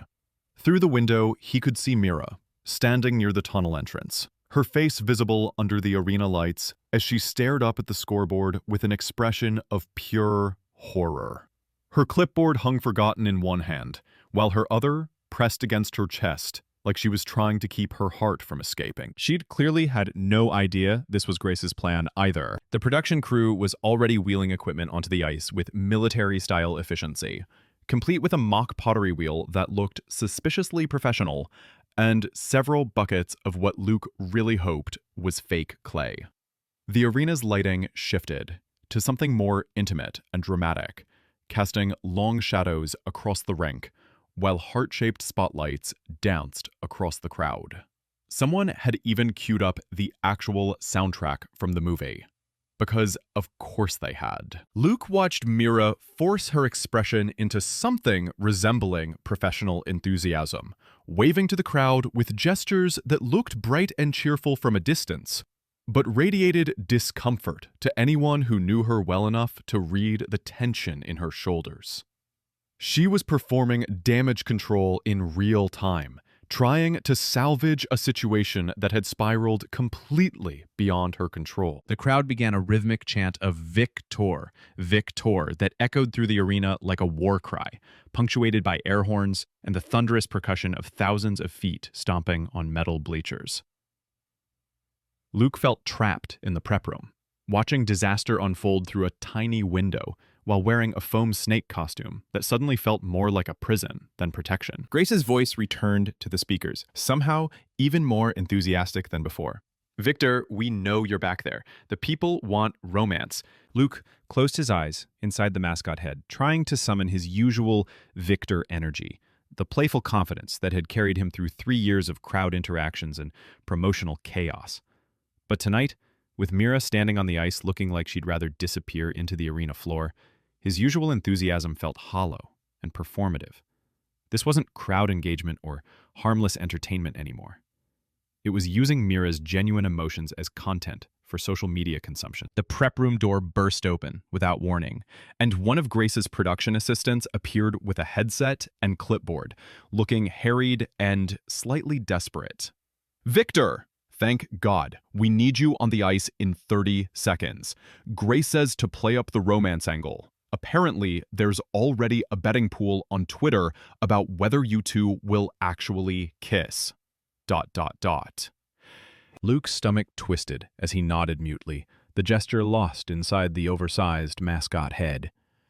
He followed the assistant through the tunnel system that led to ice level, his foam feet making soft, squeaking sounds against the rubber flooring that seemed unnaturally loud compared to the roar of the crowd waiting above. The tunnel opened directly onto the rink, and Luke was immediately hit with the full force of arena noise and spotlight glare that made the mesh eye holes feel inadequate for taking in the scope of what Grace had orchestrated. The pottery wheel sat center ice like an altar, surrounded by romantic mood lighting that would have been beautiful in any other context. Mira perched on the small stool behind it, her hands already positioned on the clay, with the careful precision of someone following stage directions they'd never rehearsed. Luke approached on autopilot, letting Victor's usual swagger carry him across the ice while his mind raced with calculations about how to navigate the next few minutes without completely betraying either his secret identity or Mira's obvious discomfort. The crowd's cheering intensified as he drew closer, thousands of phone cameras tracking his movement like spotlights, ready to capture every gesture and turn it into shareable content. Up close, he could see that Mira's hands were shaking slightly as she gripped the clay, her knuckles white with tension, despite her maintained smile. When Grace's voice boomed through the speakers again, "Remember, folks, this is all about the chemistry." Luke watched Mira's jaw tighten, almost imperceptibly, a micro-expression that would be invisible to the crowd, but felt like a punch to his chest from 3 feet away. The pottery wheel began spinning with mechanical precision, operated by remote control from Grace's production booth, and Luke realized with growing horror that he was expected to position himself behind Mira, exactly as the movie scene required. His foam hands would cover hers, his masked face would hover near her shoulder, and 20,000 fans would document every second for posterity, while having no idea that one half of this performance was dying inside the costume. Luke moved into position, with the practiced grace that 3 years of mascot work had drilled into his muscle memory. But every step felt like a violation of something sacred between them. This wasn't the comfortable camaraderie they developed through months of event coordination, or the easy affection Mira showed Victor during their private moments in prep rooms and equipment storage.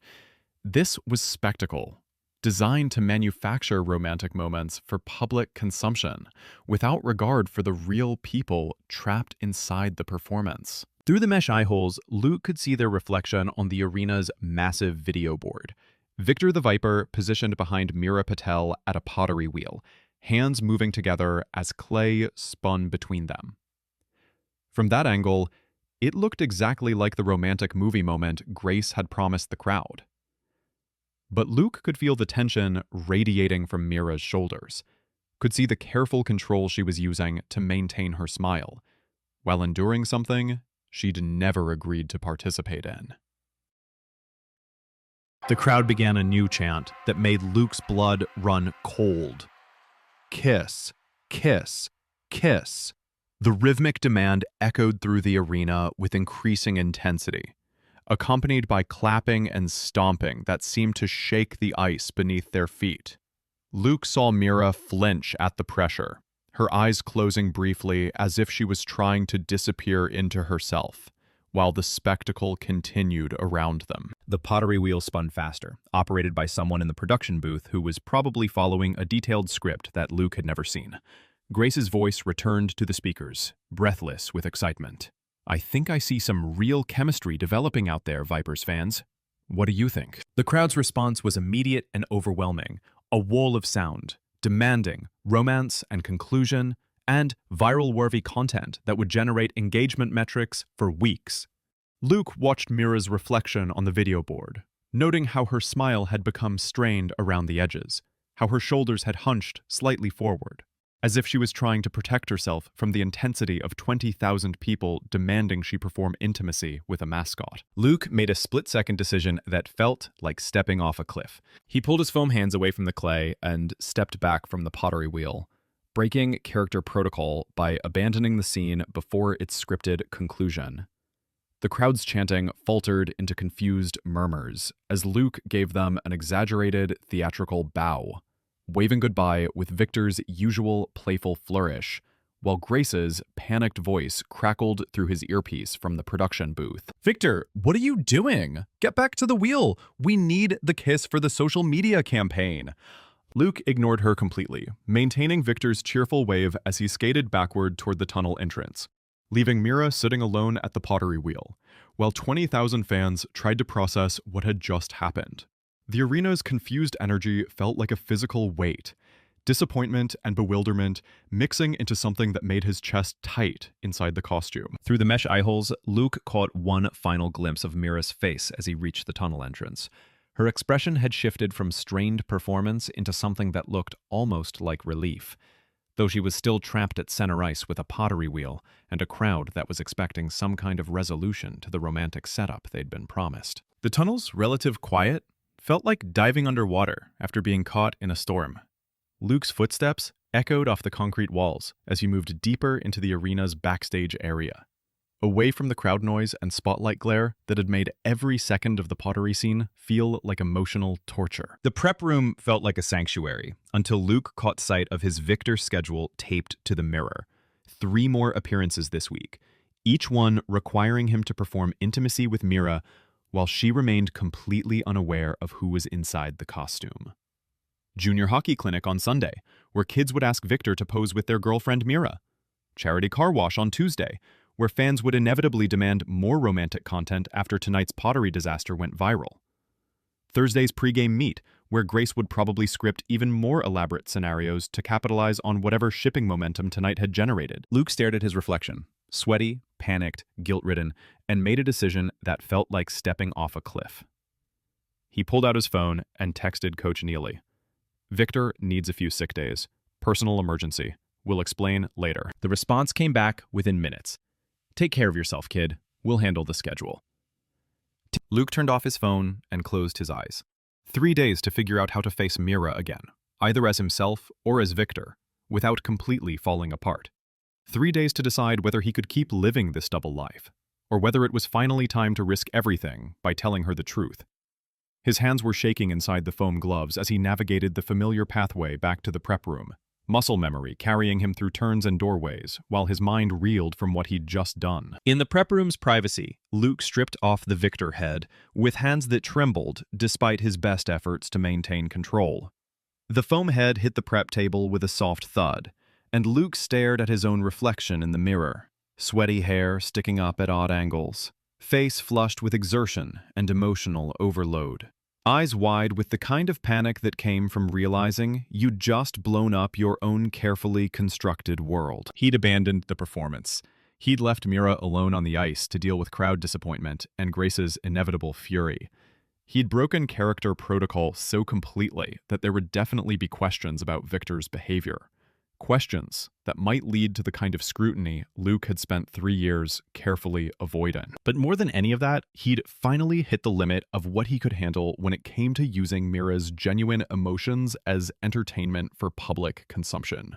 The weight of watching her endure manufactured intimacy with a character she cared about, never knowing that the person inside the costume was falling apart from the guilt of deceiving her, had become suffocating in a way that made it impossible to continue the charade. Luke slumped against the prep room wall, still wearing the Victor bodysuit, but feeling more exposed than he had in years. Through the thin walls, he could hear the muffled sound of the arena crowd as Grace's voice attempted damage control over the speakers, probably spinning Victor's early exit into some kind of dramatic cliffhanger that would generate even more social media speculation. The pottery scene would be dissected frame by frame across every platform the Vipers maintained. Fan theories about Victor's identity would multiply exponentially. And somewhere in the middle of all that digital chaos, Mira would have to navigate questions about her relationship with a mascot she thought she knew, while having no idea that her pottery wheel partner had been the same person who'd shared churros with her in a food truck parking lot the night before. Luke closed his eyes and tried to calculate how long he could reasonably stay hidden in the prep room before someone came looking for answers he wasn't ready to give. But every time he thought about facing Mira, either as Victor or as himself, the memory of her strained smile under those arena lights made his chest tighten with guilt that felt impossible to escape. The sound of approaching footsteps in the hallway outside made Luke's heart race as he realized the performance's aftermath was about to catch up with him, ready or not. Chapter 8. The Storage Room Storm. Mira yanked open the event supply closet door with enough force to rattle the hinges, the metallic screech echoing through the narrow hallway like a battle cry. Her clipboard was clutched so tightly against her chest that her knuckles had gone bone white around the edges, the laminated corners digging into her palm hard enough to leave marks. 3 events. Victor had missed 3 events in a row without explanation, and she was officially losing what remained of her rapidly deteriorating sanity. The fan-favorite Friday disaster had been weird enough. The way he just skated off mid-performance, like something had genuinely spooked him, leaving her standing in the middle of the rink with a microphone and 200 confused fans waiting for the punchline that never came. But then he'd been a complete no-show for the junior hockey clinic on Sunday, utterly absent from the charity car wash on Tuesday, where she'd had to explain his absence to disappointed 8-year-olds. And now Thursday's pregame fan meet had come and gone without so much as a foam fang in sight. The familiar scent of industrial cleaning supplies and stale popcorn hit her as she stepped into the cluttered space. But she stopped short when she found Luke crouched beside a collapsed prop shelf, carefully restacking foam pucks and banner stands with the kind of methodical precision that made her own chaotic energy feel even more frayed by comparison. His dark curls caught the harsh overhead lighting as he worked, each piece organized by size and color in a way that suggested he'd done this before. A lot. There was something almost meditative about his movements, calm, purposeful, like he found genuine peace in creating order from chaos. "Oh," Mira said, then immediately felt foolish for being surprised. The word came out sharper than she'd intended, her voice cracking slightly around the edges from 3 days of barely contained frustration. Of course, someone responsible would be cleaning up the chaos she'd been too distracted to notice. Someone who actually had their life together enough to see a problem and fix it, instead of standing around clutching clipboards and spiraling about mascot abandonment issues like some kind of professional disaster. Luke glanced up from his work, those soft brown eyes taking in her rigid posture and the storm clouds that she was pretty sure had taken up permanent residence in her expression. His gaze lingered on her white-knuckled grip on the clipboard, the way her breathing was coming just a bit too fast, reading the signs of someone on the verge of a complete meltdown, with the kind of quiet perception that made her chest tight. "Everything okay?" His voice was gentle, concerned in a way that somehow made everything feel worse. "You look like you're about to murder someone with that clipboard." "I'm fine," Mira snapped, the lie bitter on her tongue as it hit the stale air between them. The words echoed off the metal shelving units, hollow and unconvincing even to her own ears. "No, that's a lie. I'm frustrated and confused, and I feel like I'm losing my grip on everything that used to make sense." The admission hung there in the cramped space, more honest than she'd intended to be with anyone, let alone someone who was essentially a friendly acquaintance with excellent churro-sharing instincts and an inexplicable ability to appear exactly when she needed someone steady. But something about Luke's quiet presence, the way he didn't rush to fill silences or offer platitudes, made the words spill out before she could stop them, like he was the kind of person who collected confessions without even trying. Luke set down the foam pucks with deliberate care and stood slowly, his movements careful and measured in a way that made Mira feel both completely exposed and strangely safe. The supply closet felt infinitely smaller with him upright, close enough that she could catch the faint scent of his cologne mixed with something that might have been laundry detergent, close enough to see the way genuine concern creased the corners of his eyes. "Want to talk about it?" The offer was simple, uncomplicated, delivered without the kind of performative enthusiasm that usually made her want to run in the opposite direction. "It's Victor," Mira blurted out, then felt immediately ridiculous for explaining mascot drama to someone who probably thought she was completely unhinged. Her voice cracked on his name, betraying just how deeply the past few days had shaken her. "He just disappeared. No explanation, no warning. And I know that sounds pathetic, but I thought we had this connection." The words felt stupid and childish even as she said them, admitting to a near stranger that she'd formed an emotional attachment to someone whose face she'd never seen, whose voice she'd never heard, whose entire identity was built around 7 feet of cartoon snake costume and elaborate physical comedy. But the loneliness of the past few days had been eating at her from the inside out, making every event feel hollow and incomplete without Victor's silent support and perfectly timed interventions. Luke's jaw tightened, almost imperceptibly, a micro-expression that flashed across his features so quickly Mira almost missed it. Something flickered in his eyes. Guilt, maybe, or recognition, before his expression smoothed back into careful neutrality. Maybe he had his reasons for stepping back. Sometimes people get scared when things feel too real. "But that's just it." Mira's voice rose as weeks of pent-up emotion finally found an outlet, her professional composure cracking like a dam that had been holding back way too much pressure for way too long. The sound bounced off the metal shelving, too loud in the confined space. "Nothing about it was real. It's all foam and fangs and fantasy, and I'm apparently the idiot who fell for a mascot." The supply closet echoed with her outburst, banner stands and foam props bearing witness to what had to be the most embarrassing confession she'd ever made. Here she was, a grown woman with a college degree and a professional reputation, admitting that she'd developed genuine feelings for someone whose primary form of communication was elaborate pantomime and whose defining characteristics included a permanent foam grin and an inability to speak. The absurdity of it crashed over her in waves, making her cheeks burn with mortification. "You're not an idiot," Luke said quietly, stepping closer with the kind of deliberate movement that made Mira's breath catch in her throat.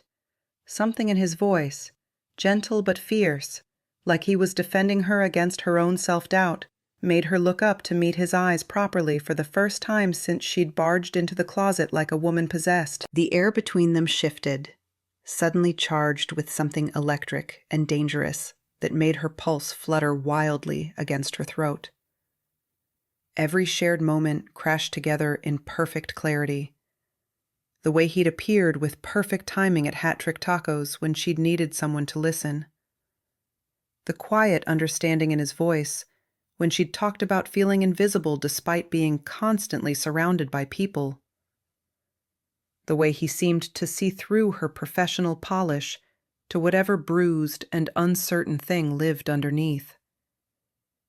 All of it crystallized into this moment, in a supply closet surrounded by foam props and the lingering scent of industrial disinfectant, where Luke was looking at her like she mattered, in a way that made her chest tight with recognition. When Luke reached up to brush a frustrated tear from her cheek, a tear she hadn't even realized had escaped to track down her flushed skin, Mira didn't think.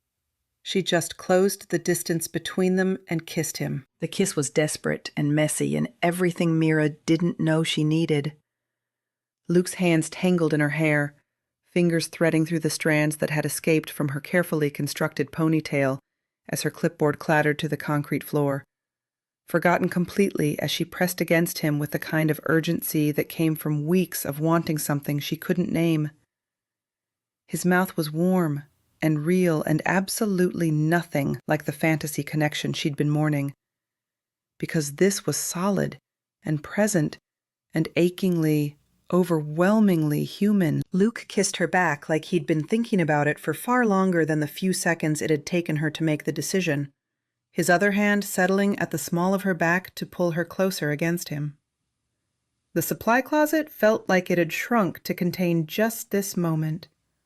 The taste of coffee on his lips, the way he made a soft, surprised sound when she deepened the kiss, the feeling that every careful conversation they'd had been leading to exactly this collision.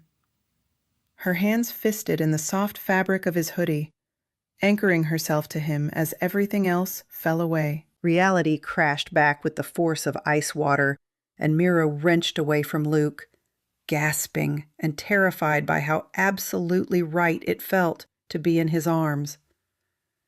Her heart was hammering against her ribs like a caged bird as she stared at him, taking in his flushed face and the way his dark hair stuck up where her fingers had been, processing what she'd just done with someone who was essentially a coworker she barely knew outside of late-night food truck encounters and sympathetic conversations.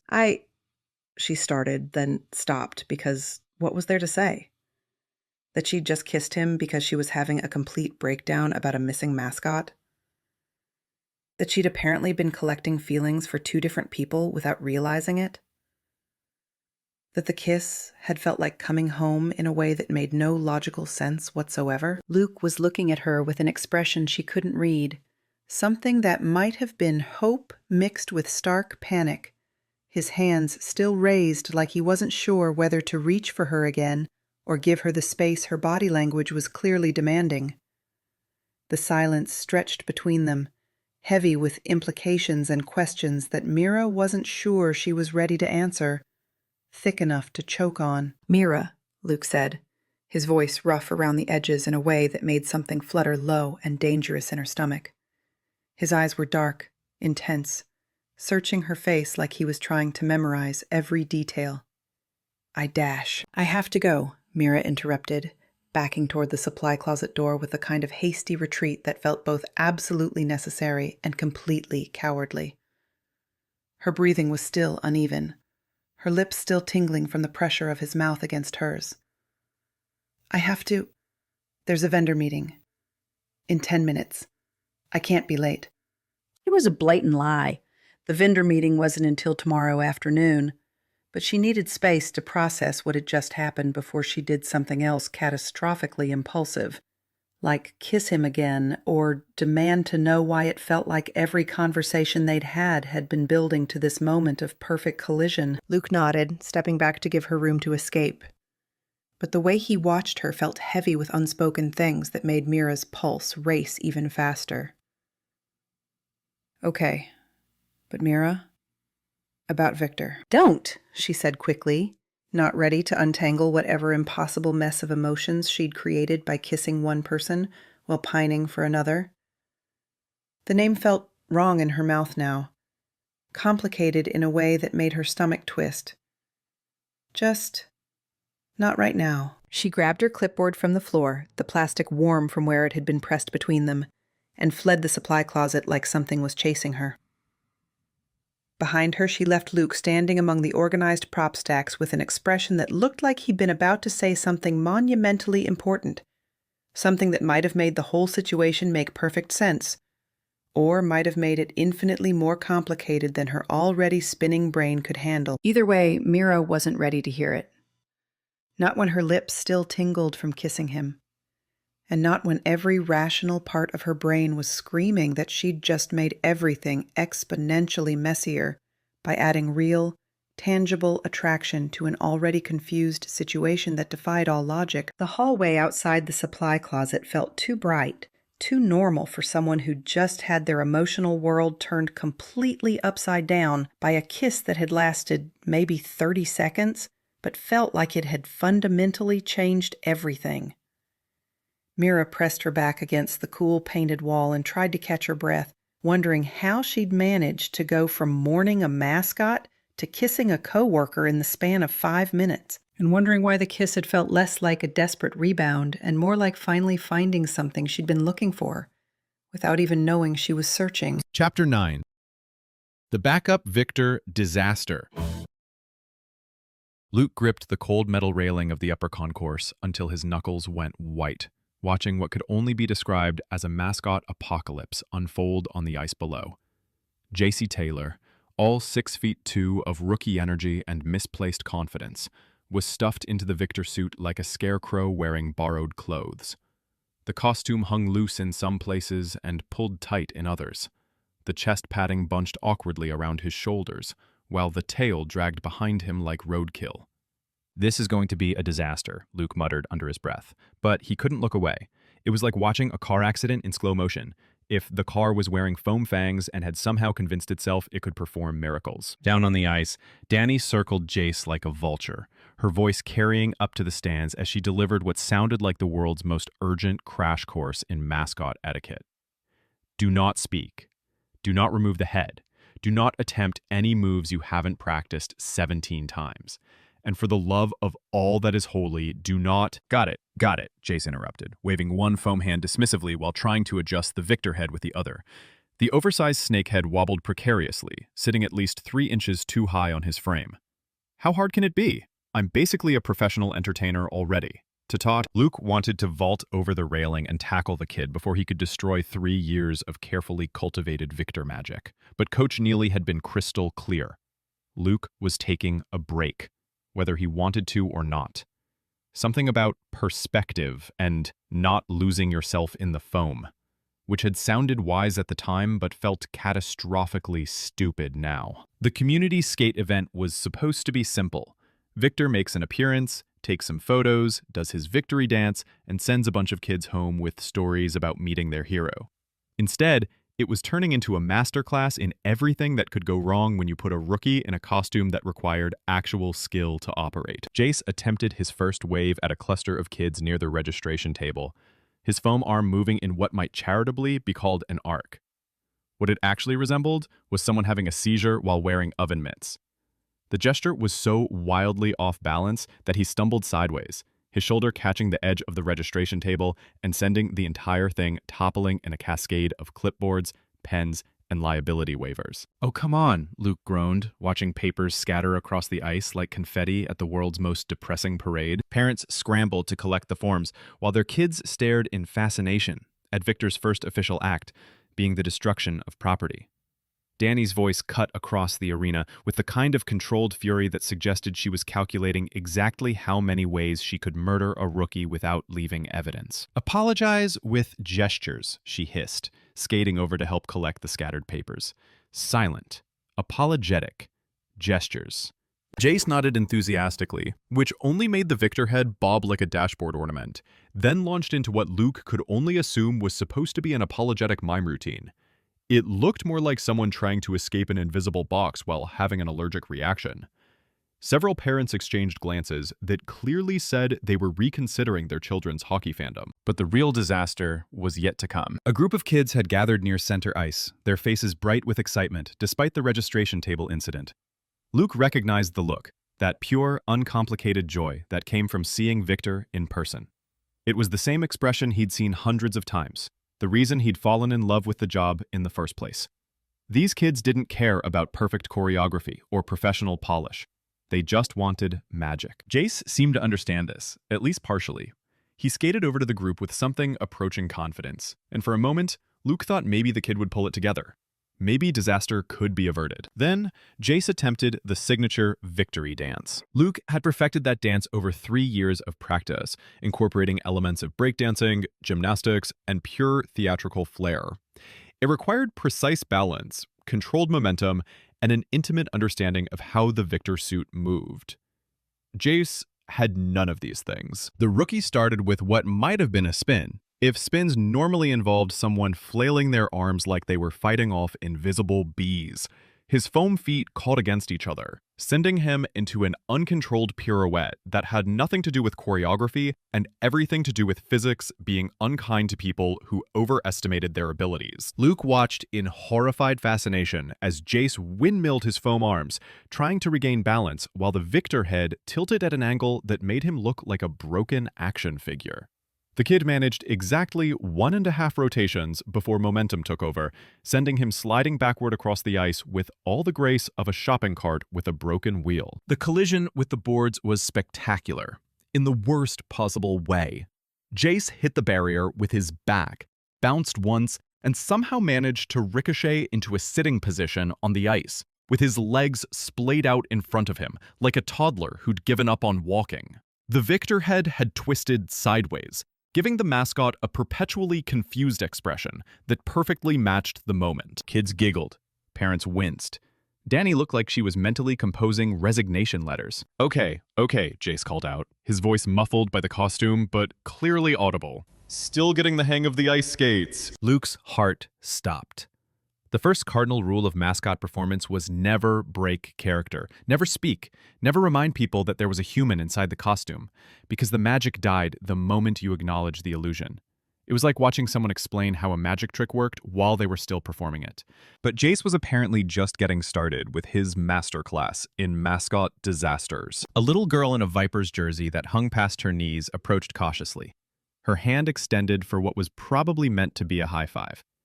She looked about 7 years old, with bright eyes and the kind of gap-toothed grin that said she still believed in magic, still thought Victor the Viper might actually be real. Luke held his breath as Jace noticed her approach and attempted to crouch down to her level. It should have been simple. Bend the knees, lower the center of gravity, meet the kid where she was. Luke had done it thousands of times. Jace crouched like someone who'd never bent their knees, while wearing 40 pounds of foam padding and a head that weighed more than a bowling ball. He went down too fast, too enthusiastically, and the Victor head, already sitting too high on his frame, tilted forward with all the inevitability of a falling tree. The little girl jumped backward as Victor toppled, face first, onto the ice, with a sound like someone dropping a mattress from a second-story window. Jace's arms flailed uselessly as he tried to break his fall, but the foam padding made it impossible to get proper leverage. He ended up flat on his stomach. The Victor head pressed against the ice at an angle that made it look like the snake was inspecting the arena floor for cleanliness violations. No, Luke whispered, watching the little girl's face crumple from excitement into confusion, and then, inevitably, into tears. The crying started small, a hiccup of disappointment, but built quickly into the kind of full-body sobbing that only came from having your heroes disappoint you in spectacular fashion. Other kids backed away from the fallen mascot, their parents stepping protectively closer while casting worried glances at what was supposed to be a family-friendly event. Jace struggled on the ice like an overturned turtle, his foam arms and legs moving in frantic patterns that only made him look more helpless. The Victor head had twisted enough that Luke could see one of Jace's actual eyes through the mesh, wide with panic and embarrassment. Danny skated over with the expression of someone who was already updating her resume, grabbing Jace by the back of his jersey and hauling him upright with the kind of strength that came from years of handling equipment that didn't want to cooperate. Her voice was loud enough to carry to the upper concourse, probably loud enough to be heard in the parking lot. "This is exactly why we don't let interns near foam," she snapped, brushing ice chips off the Victor costume with movements that suggested she was restraining herself from shaking the rookie until his teeth rattled. "Mascot work is a skill, not a hobby." Luke felt a surge of protective anger so fierce it surprised him. Victor wasn't just a costume. It was a character he'd spent 3 years building, a relationship he'd developed with fans who trusted the snake to be consistent, reliable, magical. Watching Jace turn that into slapstick comedy felt like watching someone vandalize a painting he'd spent years perfecting. But the worst was yet to come. As Danny helped JC regain his footing and attempted to straighten the Victor head into something approaching normal, the rookie compounded every previous mistake by opening his mouth again. "Sorry, folks," he called out, his voice clearly carrying across the arena despite being muffled by foam. "Still getting used to the whole silent snake thing. This gig is harder than it looks." The words hit Luke like a physical blow. Not only had Jace broken character again, he'd basically announced to everyone present that Victor was just a job. Just a person in a suit who could be replaced by any rookie with more enthusiasm than sense.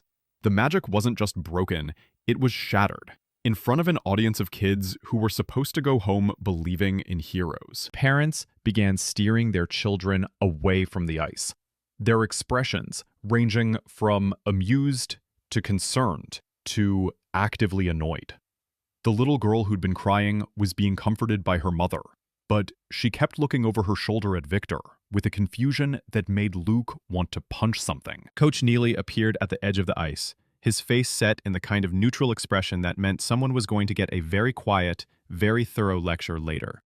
He gestured for Danny to bring the situation under control, which she did, with the efficiency of someone who'd been cleaning up mascot disasters since before Jace was old enough to tie his skates. The final group photo was a disaster wrapped in a catastrophe, and served with a side of secondhand embarrassment.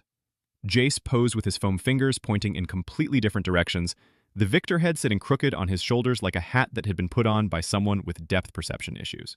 His stance suggested he was either about to fall over again or attempt some kind of interpretive dance that no one had asked for. The kids who remained for the photo looked uncertain, like they weren't sure if this was how Victor was supposed to look, or if something had gone horribly wrong. Their parents smiled, with the kind of forced enthusiasm that suggested they were already planning to explain this experience away later. "Say go Vipers," the photographer called out, probably hoping to wrap up the session before anything else could go wrong. The response was lukewarm at best, a scattered chorus of kids who sounded like they were humoring adults rather than celebrating their team mascot. Luke had attended hundreds of these photo sessions over the years, and the energy was usually electric. Kids screaming with excitement, parents laughing, flashbulbs popping, as everyone tried to capture the perfect moment with Victor. This felt like watching a funeral for childhood joy. As the crowd began to disperse with the kind of polite applause that was really just relief that nothing else had broken, Jace pulled off the Victor head and turned toward a camera that Luke hadn't even noticed. Some parent was recording their kid's experience, probably planning to share it with family members who couldn't make it to the event. Instead, they got something that would probably end up on social media as an example of minor league hockey's most memorable disasters.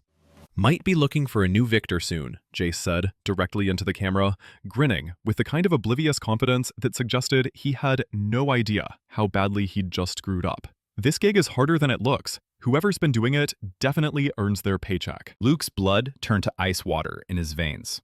The kid had just suggested, on camera, that Victor's identity was negotiable, that the mascot was just a job that could be passed around between whoever was available, rather than a carefully crafted character with specific traits and abilities. More importantly, he'd opened the door for speculation about who the regular Victor actually was. Luke had spent 3 years maintaining his anonymity, building a character that felt magical precisely because fans couldn't see the person behind it. That mystery was part of Victor's appeal. Kids could project whatever personality they wanted onto the silent snake, and adults could appreciate the skilled performance without getting distracted by the performer. Jace had just turned that into a guessing game. Luke watched the disappointed faces of kids leaving the arena, their parents explaining that sometimes mascots had off days, while internally wondering if this was really the best entertainment they could provide for their ticket money. The little girl who'd been crying was holding her mother's hand, looking back at the ice with an expression that suggested she might never trust heroes to stay heroic again. The protective anger that had been simmering in Luke's chest suddenly blazed into something fierce and certain. Victor wasn't just his job. It was his legacy, his contribution to something bigger than himself. He'd built relationships with fans who counted on the snake to be consistent, reliable, a source of joy that didn't change, or disappoint, or remind them that magic was just people in costumes. Watching Jace destroy that in 20 minutes made Luke realize exactly how much he'd been taking for granted. Victor belonged to everyone who'd ever cheered for him, posed for photos, or trusted him to make their day a little brighter.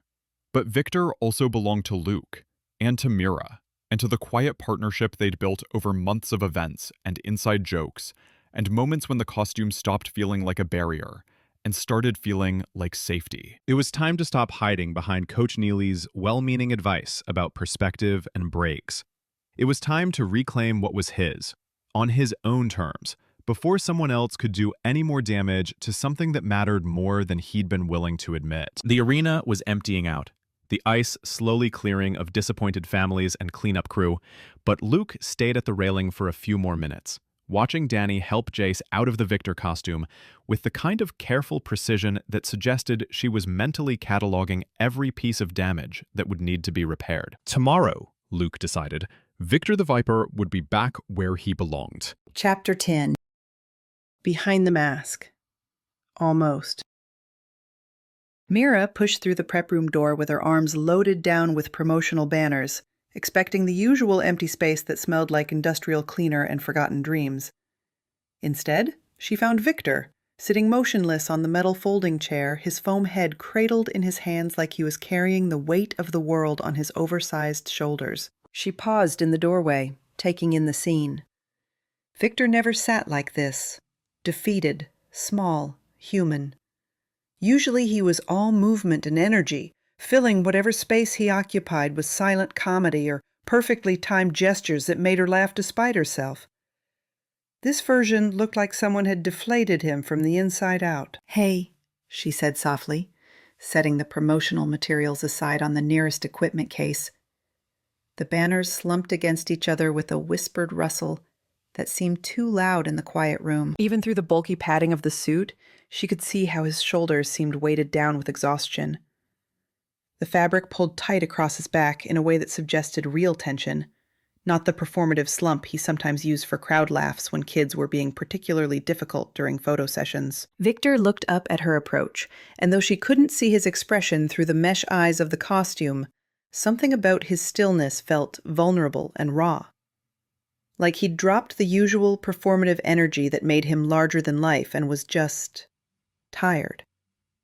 The kind of tired that sleep couldn't fix. Mira settled onto the equipment case beside his chair without asking permission, close enough that she could study the way he held himself when he thought no one was watching. Close enough to notice that he breathed differently when he wasn't putting on a show.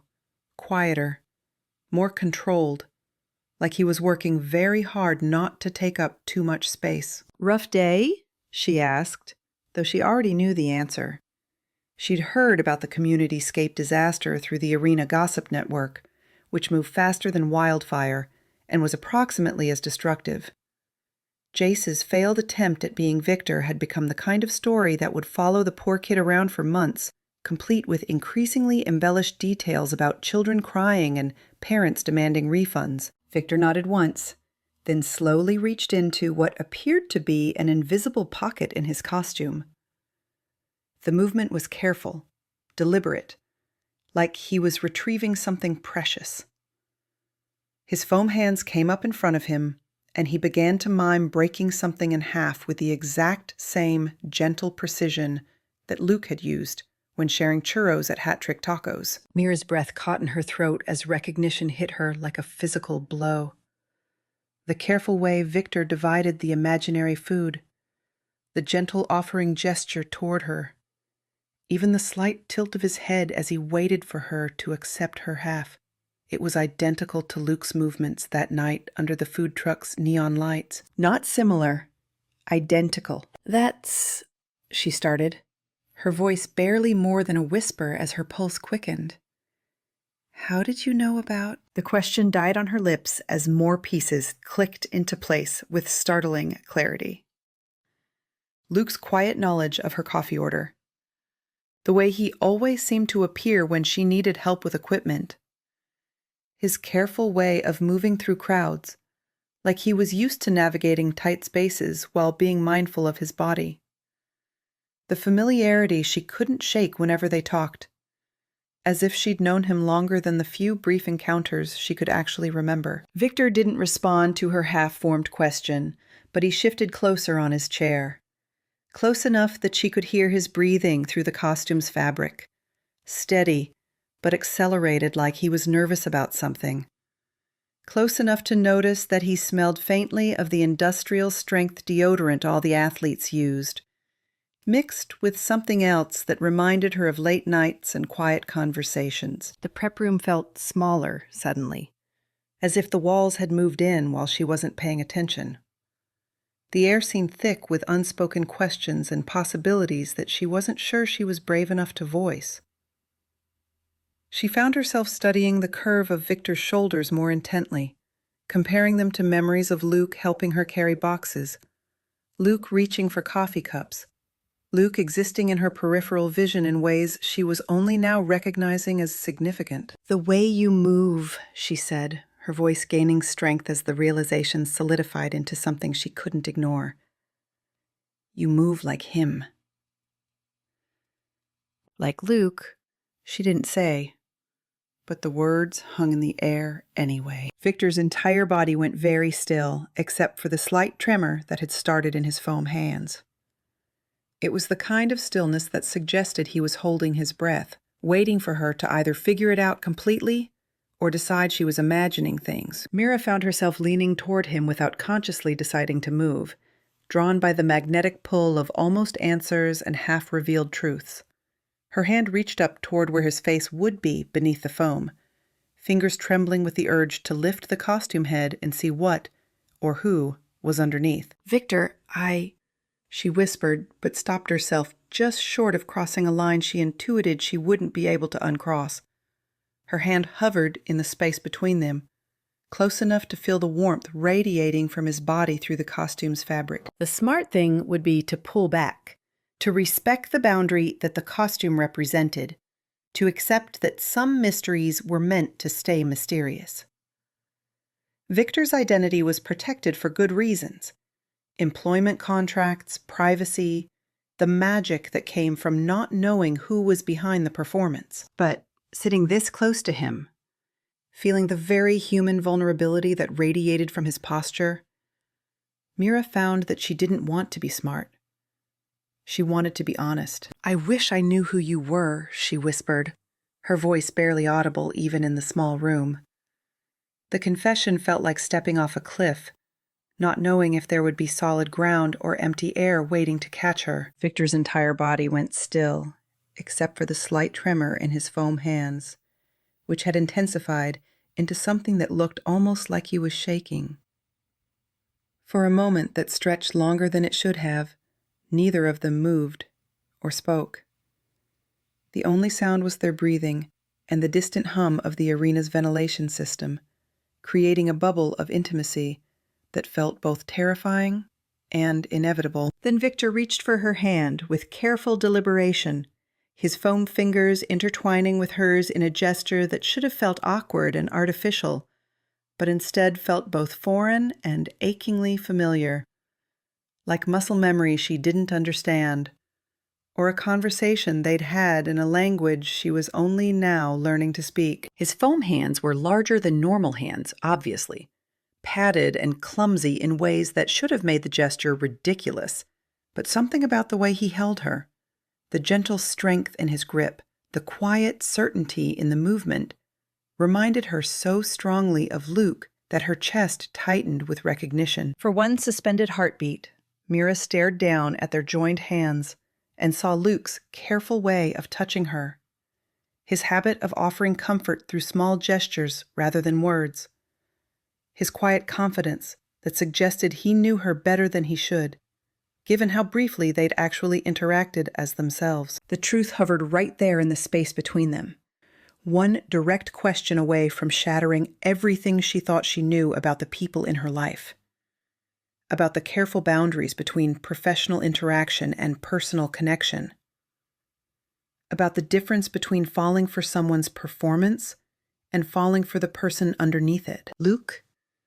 The name escaped her lips before she could stop it, barely more than a breath, but loud enough that she saw Victor's shoulders tense in response. He didn't let go of her hand, but she felt the exact moment when he stopped breathing, when every muscle in his body went rigid with the kind of panic that comes from being seen when you've spent years perfecting the art of staying invisible. Mira's heart was beating so fast she was certain he could hear it, even through the costume's padding.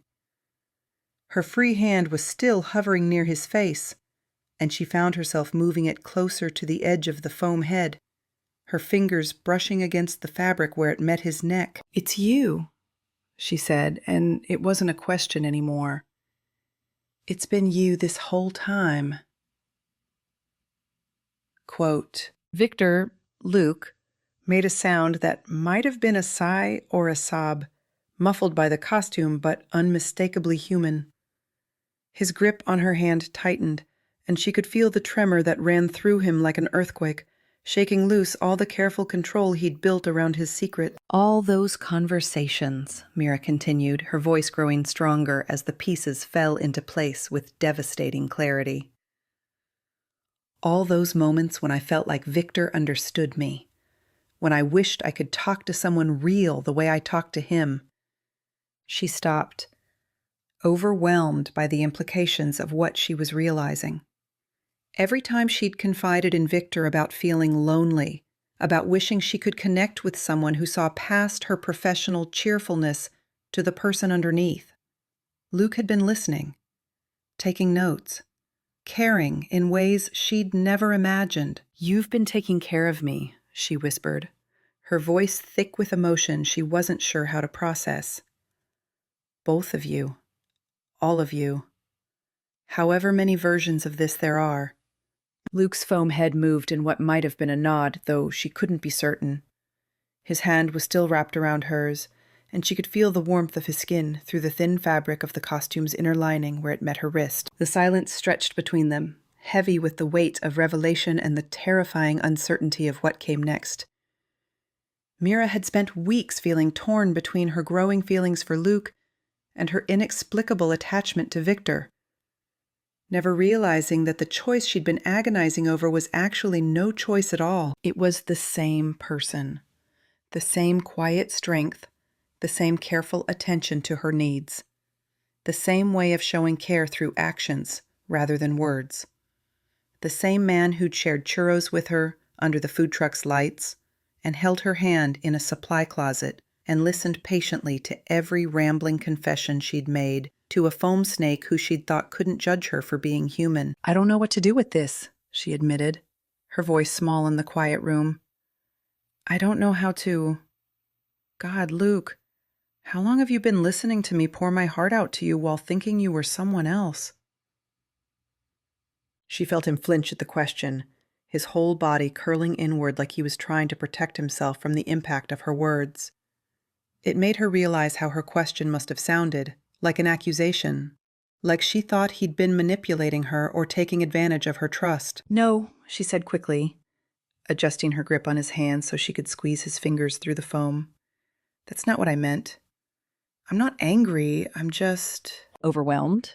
she finished silently, confused, relieved, terrified, in love with someone who'd been two different people until 5 minutes ago, and now was somehow both of them and neither of them, sitting in front of her in a costume that suddenly felt like the most honest thing in the room. Luke's breathing had evened out slightly, though she could still feel the tension radiating from every line of his body.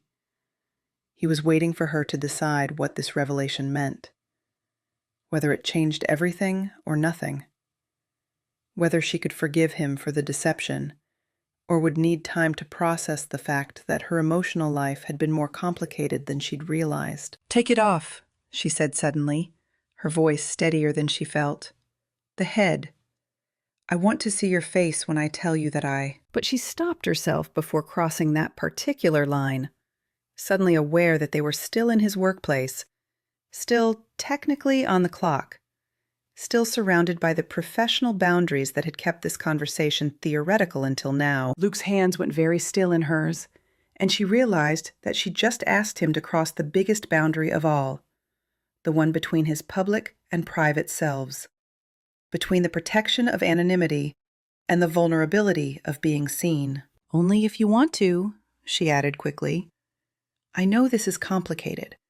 I know there are rules about—" But he was already moving, his hands releasing hers to reach for the base of the costume head.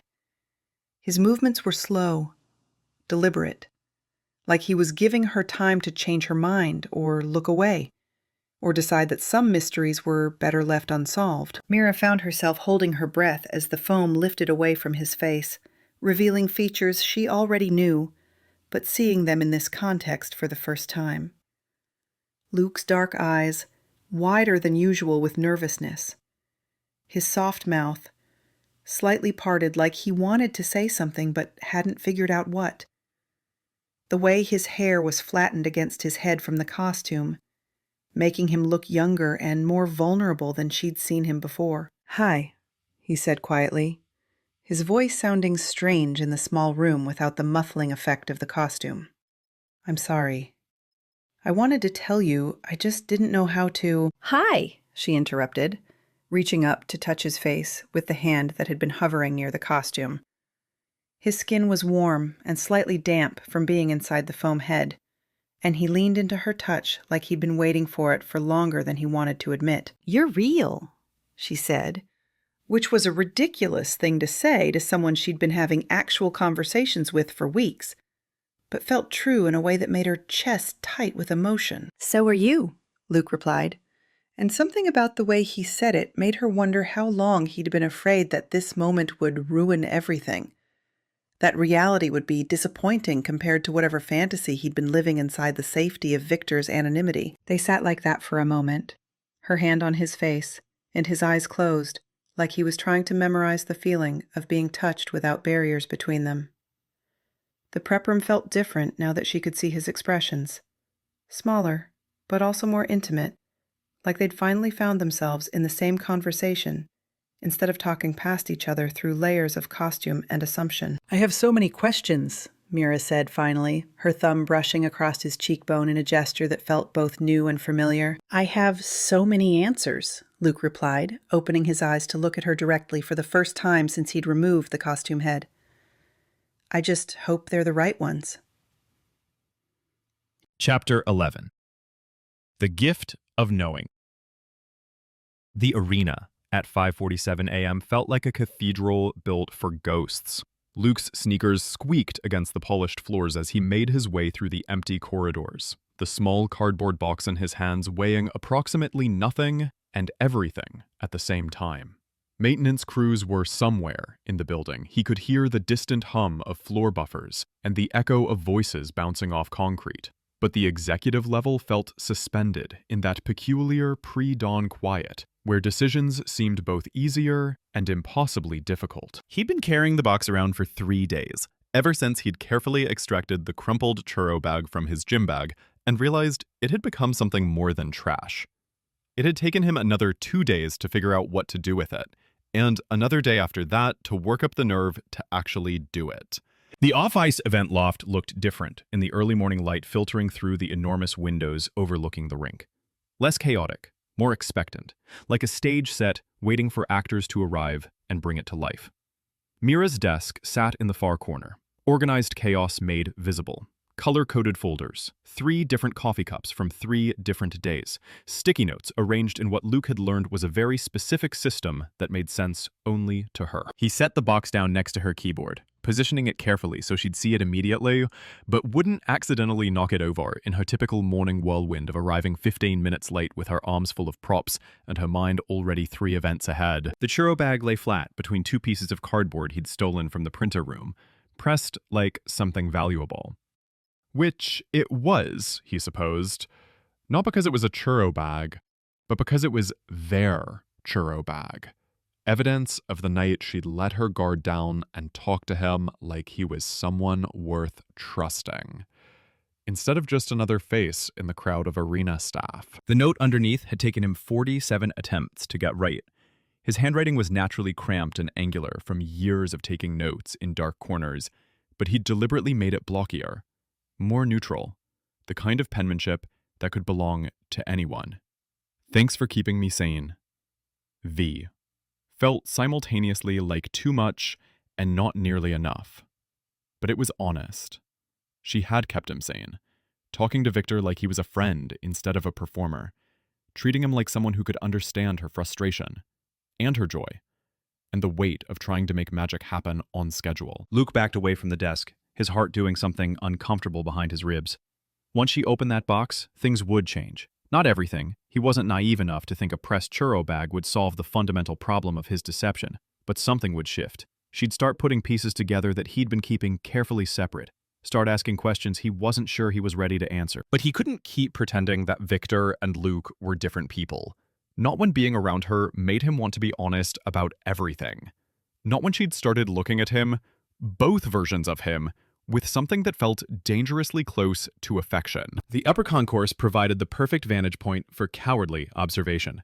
Luke settled onto one of the benches facing the glass wall that looked down into the loft, his stomach already preparing for whatever emotional earthquake was about to hit, when Mira found his gift. He didn't have to wait long. Mira arrived at 7:23, predictably juggling her purse, A travel mug that was definitely too full, and a poster tube that looked like it was winning the battle for control of her left arm. Luke watched her navigate the maze of folding tables and equipment cases, her morning energy already cranked to 11, despite the early hour. She dropped everything onto her desk in her typical organized explosion, then froze when she noticed the box sitting next to her keyboard. Even from his perch in the upper concourse, Luke could see the exact moment her expression shifted from mild curiosity to something more focused. She glanced around the empty loft like she was checking for witnesses, then picked up the box with the careful attention she usually reserved for equipment that might break if handled incorrectly. Luke's hands gripped the edge of the bench as Mira opened the box, his whole body tensing in anticipation of her reaction. For a long moment, she just stared at the contents. Then she reached in and lifted out the pressed churro bag, holding it like something fragile and impossibly significant. Her face went through a series of micro-expressions, confusion, recognition, something that might have been understanding starting to dawn. She found the note next, and Luke watched her lips move as she read it. Once, then again, her brow furrowing as she processed the words and the signature that connected too many dots to ignore. Thanks for keeping me sane. V. Luke could practically see her brain working through the implications, could almost hear the questions multiplying in her head. How would Victor know about a moment that had happened between her and Luke? How would he know about something as specific as a churro bag from Hat Trick Tacos? How would he know that she'd been keeping anyone sane? Unless Victor had been there that night. Unless Victor was the person she'd shared that bench with, the one who'd listened to her talk about burnout and ambition and the exhaustion of always being on. Mira set the bag down on her desk with exaggerated chaos, treating it like something precious, instead of literal garbage that Luke had been carrying around in his gym bag for a week. She leaned back in her chair, staring at the note in her hands, and Luke could see the exact moment when possibility crystallized into certainty. Her mouth formed a small O that Luke couldn't hear from his hiding spot, but could read in the shape of her lips. She looked around the empty loft again, this time with an expression that suggested she was half expecting someone to materialize and explain the impossible connection between her silent mascot and a random food truck encounter with a quiet stranger who'd somehow understood exactly what she needed to hear. Luke's phone buzzed with a text from Coach Neely about tonight's pregame setup, but he ignored it. He couldn't look away from Mira, couldn't stop watching her carefully fold the note and tuck it into her desk drawer like something worth keeping. The rest of the day passed in a blur of normal mascot responsibilities that felt anything but normal. Luke went through the motions of costume maintenance and event prep, while his brain ping-ponged between terror and anticipation. Every time he caught a glimpse of Mira across the arena, she looked like someone working very hard to concentrate on normal things, while a much more interesting puzzle demanded attention in the back of her mind. By evening, Luke felt like his skin was too small for his body. He'd changed into street clothes after the afternoon promotional shoot, but he still needed to return some equipment to the prep room before heading home. Simple task. In and out. No emotional complications required. The arena had settled into its post-event quiet. The kind of institutional calm that felt both peaceful and slightly ominous. Luke's footsteps echoed against the polished floors as he made his way through the empty corridors, his mind already jumping ahead to tomorrow's complications. Mira would probably want to talk to Victor, would probably try to get confirming evidence for the theory that was clearly taking shape in her head. He could handle that, probably. He could find ways to deflect, to maintain just enough mystery to keep the secret intact while still giving her the emotional connection she seemed to crave. It would be a delicate balance, but he'd been walking tightropes for 3 years. One more complicated performance wouldn't kill him. Luke, I'm going to be reading. Her voice cut through the corridor like a blade, soft but urgent, in a way that made his whole body freeze mid-step. His hand was already on the prep room door handle, his escape route literally within reach. But something in the way she'd said his name made turning around both impossible and inevitable. Mira stood about 15 feet behind him, close enough that he could see the churro bag clutched in her right hand, like evidence she was afraid to lose. Her expression was a complicated mix of hope and uncertainty, her mouth slightly open, like she'd been preparing to ask a question, but wasn't sure she wanted to hear the answer. Luke met her eyes across the empty corridor, and for a moment, the truth hung between them like something tangible. All he had to do was nod, or smile, or say something that acknowledged what they both knew but hadn't said out loud. All he had to do was be brave enough to let her see him completely, instead of in carefully controlled pieces. But fear was a stronger muscle than courage, apparently. Fear was the voice in his head that insisted this moment would ruin everything, that reality could never live up to whatever fantasy she'd been building around Victor's mystery. Fear was the certainty that once she knew the truth, she'd realize how ordinary he was underneath all the foam and fangs. Luke pushed through the prep room door without speaking, leaving Mira standing alone in the hallway, with her unasked question and the growing certainty that she already knew the answer. The door clicked shut behind him, and Luke leaned against it like it was the only thing keeping him upright. Through the wood, he could hear nothing. No footsteps walking away, no frustrated sigh, no sound at all that might give him a clue about whether he just made a terrible mistake or bought himself a little more time to figure out how to handle the truth he'd been hiding for so long. His phone buzzed with another text, probably work-related, definitely not important enough to check. Luke closed his eyes and tried to remember why keeping the secret had seemed so crucial. Why the risk of exposure had always felt more dangerous than the pain of staying hidden. But sitting in the dark prep room, surrounded by the familiar smell of phone cleaner and athletic tape, he couldn't quite remember why protecting himself had seemed more important than being honest with the one person who'd managed to see him clearly, even when he was hiding behind 7 feet of green foam. Outside, in the corridor, Mira's footsteps finally echoed against the polished floor. Slow, thoughtful steps that suggested she was processing just as much as he was. Luke listened until the sound faded completely, until he was alone with his cowardice, and the growing understanding that some secrets were too big to keep indefinitely. Tomorrow, he'd have to put on the Victor suit again. Tomorrow, he'd have to perform for crowds and cameras while pretending that nothing had changed between him and the woman who was clearly figuring out exactly who he was underneath all the performance. Tomorrow, he'd probably have to decide whether being seen was worth the risk of being disappointed, whether Mira's growing certainty about his identity was something to run from or something to finally, carefully trust. But tonight, he could sit in the dark and pretend that some questions were better left unasked, that some mysteries were more beautiful than any answer could ever be. Chapter 12. The Reveal. The headset felt heavier than usual against Mira's ears, the foam padding already damp with sweat, despite the arena's aggressive air conditioning. Around her, the off-ice event loft buzzed with the controlled chaos of peak fan engagement, thousands of voices blending into a wall of sound that her microphone somehow managed to cut through with professional clarity. "And we're back with Midland Vipers defenseman Jake Riley," she said into her headset, forcing her media smile to stay bright, despite the exhaustion creeping up her spine. "Jake, talk to us about the team's defensive strategy going into the back half of the season." The camera operator gave her a thumbs up from behind his equipment, and Grace hovered just outside the frame with her tablet, tracking engagement metrics in real time. Everything was running smoothly, exactly according to the color-coded schedule Mira had spent weeks perfecting. This was the kind of event that could make her reputation if executed flawlessly. Live social media content, player accessibility, fan interaction, all rolled into one carefully orchestrated spectacle, which was probably why the sudden stillness at the edge of her vision felt so jarring. Victor stood about 10 feet away, just beyond the camera's reach. But unlike his usual animated presence at events like these, he wasn't moving at all.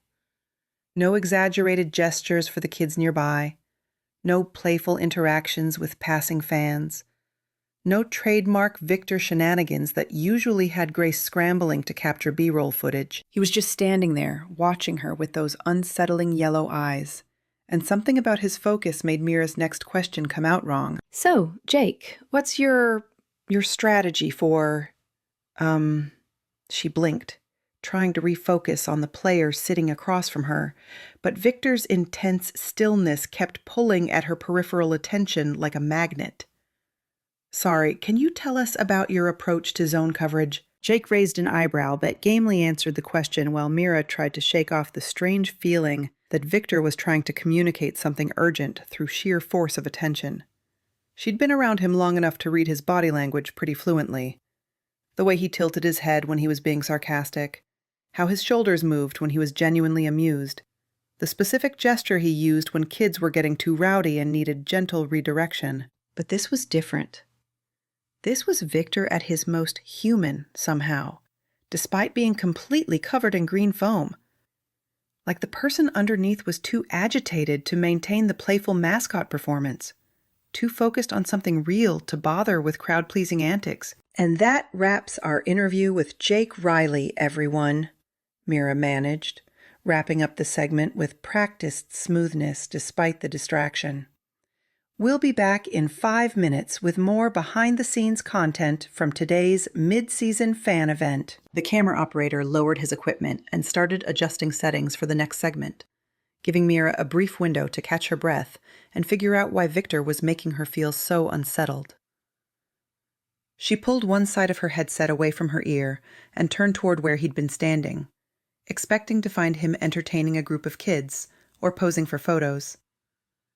Instead, he was walking directly toward her with a purposefulness that made several fans step aside to let him pass. His movements weren't the bouncing, theatrical steps that usually characterized Victor's public appearances. They were Luke's movements, she realized with a jolt of recognition. Deliberate and controlled, like someone who knew exactly where he was going and what he needed to do. The thought made her stomach flip sideways. Luke's movements. Why would she think that? Why would Victor's body language remind her of the quiet, careful way Luke moved through the world when he thought no one was watching? Victor reached her before she could finish processing the uncomfortable familiarity, and he raised one foam hand to gently tap her shoulder. The touch was soft, almost hesitant. But when she looked up at him, he gestured toward the backstage corridor with an urgency she'd never seen from him before. "I can't right now," Mira whispered, indicating her headset and the camera crew setting up for her next interview. "I'm live in 3 minutes, and Grace will literally color code my failure if I disappear in the middle of..." Victor reached for her hand. Not the playful grab he might use during a crowd stunt, not the theatrical gesture that would play well for cameras. He reached for her hand the way someone did when they needed to be heard, when words weren't available, and touch was the only way to bridge the gap between desperation and understanding. His foam fingers closed around hers with deliberate insistence, and Mira felt her protest die in her throat. Something in his body language, the way he stood perfectly still while everything else moved around them, the angle of his massive head that suggested he was looking directly at her face instead of performing for the crowd, made her heart rate spike with recognition she wasn't ready to name. This wasn't Victor the entertainer asking for her attention. This was someone else entirely. Someone who'd been hiding behind green foam and performance expectations. Someone who needed her to see him in a way that transcended mascot protocols and professional boundaries. Someone who felt exactly like Luke. Mira caught Grace's eye across the crowded loft and held up 5 fingers, mouthing, "Emergency," in the exaggerated way that always made Grace spring into crisis management mode. Her intern immediately started redirecting the camera crew toward backup content, while Mira allowed Victor to guide her away from the lights and microphones, through the celebrating crowd toward the quieter backstage corridors. The noise level dropped dramatically as they moved away from the main event space, Victor leading her down the familiar hallway toward the prep rooms, with the same confident navigation Luke used when he thought he was unobserved. Mira's pulse hammered against her wrists as pieces of a puzzle she'd been unconsciously solving started clicking into place with terrifying clarity. The churro bag that had appeared on her desk. The way Victor always seemed to know exactly what she needed before she asked. The familiar comfort she felt in Luke's presence, like she'd known him longer than a few random encounters around the arena. The way Victor moved like someone who understood her work intimately, like someone who'd been watching her carefully enough to anticipate her needs. Like someone who'd sat on a bench outside Hat Trick Tacos and listened to her talk about burnout and ambition while sharing a basket of cinnamon sugar redemption. Victor stopped in front of his prep room door and turned to face her, his massive foam hands trembling slightly in a way that had nothing to do with the weight of the costume. The hallway felt impossibly quiet after the chaos of the event, every small sound amplified, the distant hum of the arena's ventilation system, the muffled cheering from the loft, the rapid rhythm of Mira's own breathing. "Victor," she started, but he was already reaching up toward the massive snake head that had hidden his identity for 3 years. Without ceremony, without explanation, without the dramatic build-up such a moment probably deserved, Victor lifted the foam head from his shoulders and revealed Luke's face underneath. Luke, sweaty from the costume, nervous in a way that made his hands shake slightly, his soft, brown eyes wide with the vulnerability of someone who'd just made the biggest gamble of his life. Luke, who moved like Victor because he was Victor, who understood her work because he'd been part of it all along, who'd been listening to every late-night confession she'd whispered to a mascot she thought couldn't respond. Mira's world didn't just shift. It completely rearranged itself around this new reality. Every confusing moment from the past weeks suddenly blazing with perfect, obvious clarity. The way Luke had appeared exactly when she needed help. The way Victor had seemed to anticipate her moods. The churro bag with its careful preservation and anonymous note. The growing certainty that she was falling for 2 different people who somehow felt like the same person because they were the same person. "You," she breathed, the word barely audible even in the quiet hallway. She stared at Luke's face, really looked at him for the first time without the filter of confusion or professional distance. His gentle brown eyes that had been watching her with careful attention every time they'd crossed paths. His expressive hands that had gestured her through dozens of mascot interactions. His quiet, observant presence that had somehow made her feel seen in a way that went beyond performance or professional competence. Luke set the Victor head carefully on the prep room bench and reached into his pocket, pulling out the flattened churro bag she'd left behind that night at the food truck. He offered it to her again, his voice raw with honesty when he finally spoke. "I didn't want to lose either version of you." The simple truth in his words, Luke's voice saying what Victor's silence had been trying to communicate all along, shattered every wall Mira had been building between her professional obligations and her increasingly complicated feelings. She'd been loving the same person all along, falling for different facets of someone who'd been brave enough to show up for her regardless of whether he could reveal himself completely. Luke had been her silent supporter, her mysterious comfort, her unexpected connection, all while hiding behind a costume that let him care for her without risking the vulnerability of being truly seen.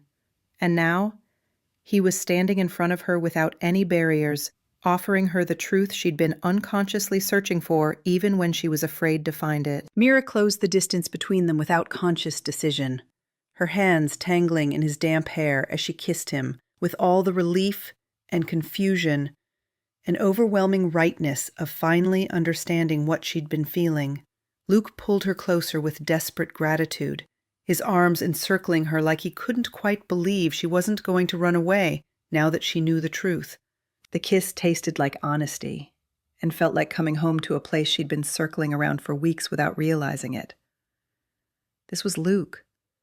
Quiet, thoughtful Luke, who had helped her carry boxes and shared churros and listened to her late-night worries. This was also Victor. Supportive, intuitive Victor, who'd caught falling banners and provided silent comfort and somehow always appeared exactly when she needed him most. They were the same person, and she'd been falling for all of him without knowing it was possible to love someone in pieces and find out later that the pieces had always been whole. When they finally broke apart, Mira kept her hands in his hair, studying his face like she was memorizing it. "How long?" she asked. 3 years, Luke said quietly. "I've been Victor for 3 years." "No," Mira shook her head. "How long have you been watching me like that? How long have you been—" She gestured vaguely between them, trying to find words for the feeling that he'd been seeing her more clearly than she'd been seeing herself. Luke's expression softened, with something that looked like relief mixed with lingering nervousness. "Since about a year ago, when you started talking to Victor like he was real," he admitted. "Since you thanked me for catching that banner during your first big event and looked at me like I'd done something that mattered." "You did," Mira said immediately. "You do matter." "God, Luke, I've been going crazy thinking I was falling for 2 different people. And all this time I've been falling for you twice as hard," Luke interrupted softly. "Once as Victor, getting to be there for you without any pressure or expectations. And once as myself, when you let me sit with you and share your churros and actually see who you are when you're not performing for anyone." Mira laughed, a sound somewhere between relief and disbelief. "I can't believe I didn't figure it out sooner." "You move exactly the same way, you know. And your hands—" She caught his fingers, noting the calluses and careful strength that had felt familiar even through foam gloves. "I should have known." "I wasn't trying to trick you," Luke said urgently. "I mean, I was hiding, but I wasn't trying to make you feel confused or—" "I know," Mira said, pressing her fingers against his lips to stop the anxious explanation. "I know you weren't. I can see why you did it. Being Victor lets you care about people without having to worry about whether they'll care back." Luke kissed her fingertips, then gently moved her hand away from his mouth. "Except I do worry about whether you'll care back. I've been terrified that once you knew the truth, you'd realize there's nothing special about me without the costume." "Are you kidding me?" Mira stared at him like he'd said something incomprehensible. "Luke, you've been showing up for me as yourself, too. You helped me with equipment. You listened to me complain about vendors. You shared food with me when I was having a breakdown. Victor was never just the costume. Victor was you taking care of people. You taking care of me." The smile that spread across Luke's face was worth every moment of confusion and uncertainty that had led to this revelation. It was soft and genuine and completely unguarded, the expression of someone who'd been holding his breath for weeks and could finally exhale completely. "So," he said, his voice still careful but touched with hope, "what happens now?" Mira glanced toward the door, where the muffled sounds of the ongoing fan event reminded her that she was technically supposed to be conducting interviews and managing social media content. Grace was probably having a color-coded panic attack about her disappearance, and the camera crew would need direction for the next segment. But for the first time in weeks, Mira found that she didn't care about the schedule or the metrics or the perfectly orchestrated chaos waiting for her in the loft. What mattered was the man standing in front of her, finally revealed and real and looking at her like she held the key to something he'd been afraid to want. "Now," Mira said, reaching up to smooth down his hair where she'd messed it up. "I think we go back out there, and you put Victor back on, and we finish this event. But tonight—" She paused, suddenly shy about stating what she wanted so clearly. "Tonight, I want to have dinner with Luke. Just Luke. No costume, no performance, no mystery. Just us." "I'd like that," Luke said softly. "I've been wanting to have dinner with you for a long time." "Good," Mira said, then kissed him once more, briefly, but with promise. "Because I have about 1,000 questions about what it's like to be Victor, and I want to hear them in your voice." Luke laughed, the sound warm and relieved. "I can do that. But right now, you have an event to finish, and Grace is probably about to send out a search party." "Right," Mira said, reluctantly stepping back toward the door. "The event. Professional obligations. Color-coded panic."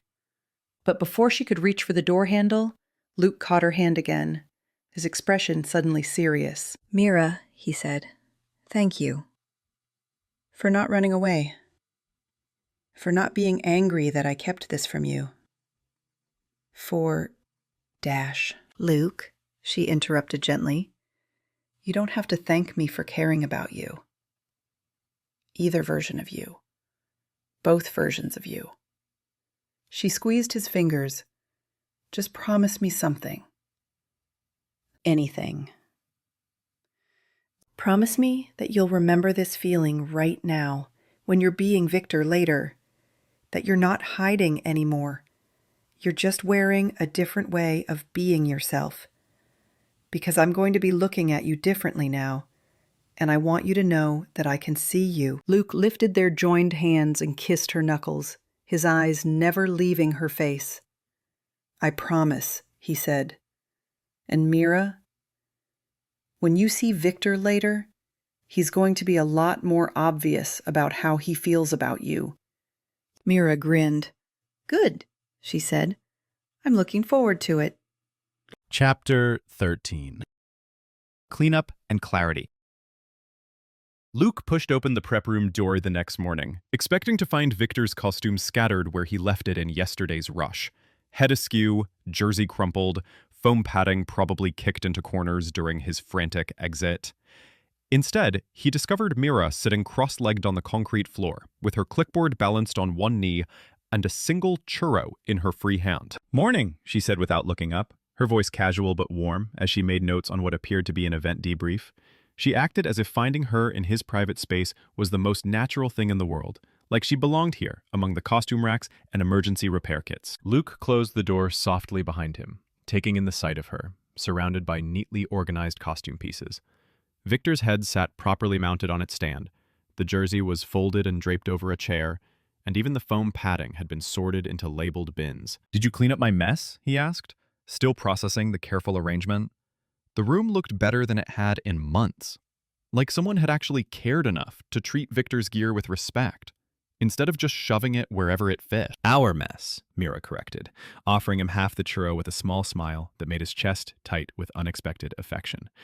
And yes, because leaving Victor in a heap on the floor felt wrong somehow, like abandoning a friend. Luke settled beside her on the concrete floor, accepting the churro and marveling at how different this felt from every careful interaction they'd shared over the past few weeks. No secrets lurking between them, no performance to maintain, no constant worry about saying the wrong thing or giving himself away.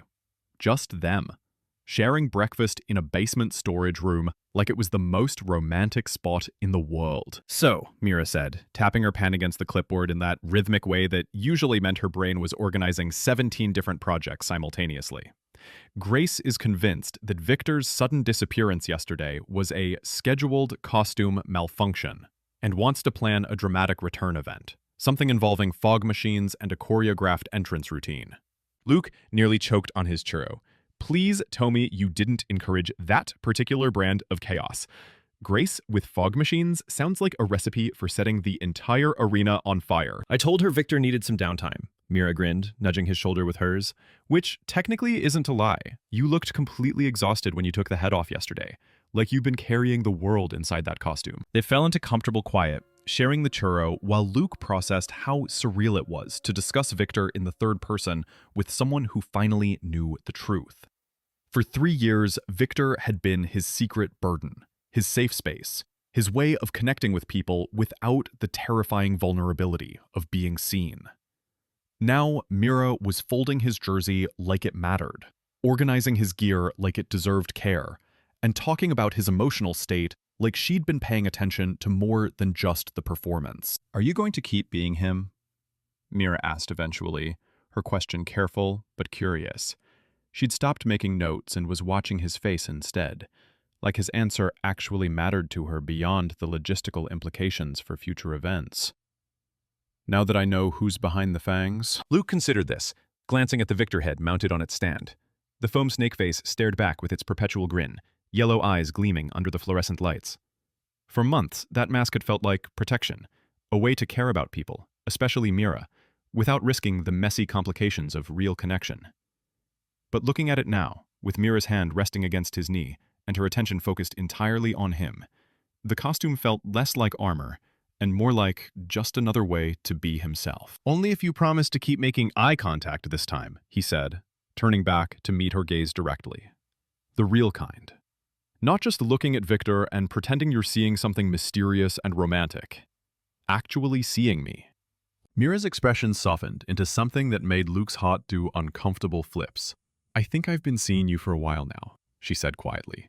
I just didn't know I was allowed to admit it. Before he could respond to that, before he could process what it meant that she'd been fighting the same battle he had, wanting something she thought was impossible, Mira was leaning closer, her clipboard sliding forgotten across the floor as she kissed him. This kiss was different from yesterday's desperate revelation in front of the cameras, different from the heated explosion in the storage closet when they'd been running on adrenaline and confusion.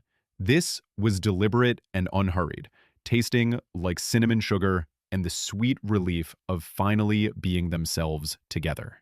Luke pulled her closer, his hands finding the small of her back, and for the first time in months, he didn't have to think about what he was revealing or hiding. He could just kiss her back and let himself want this without apology.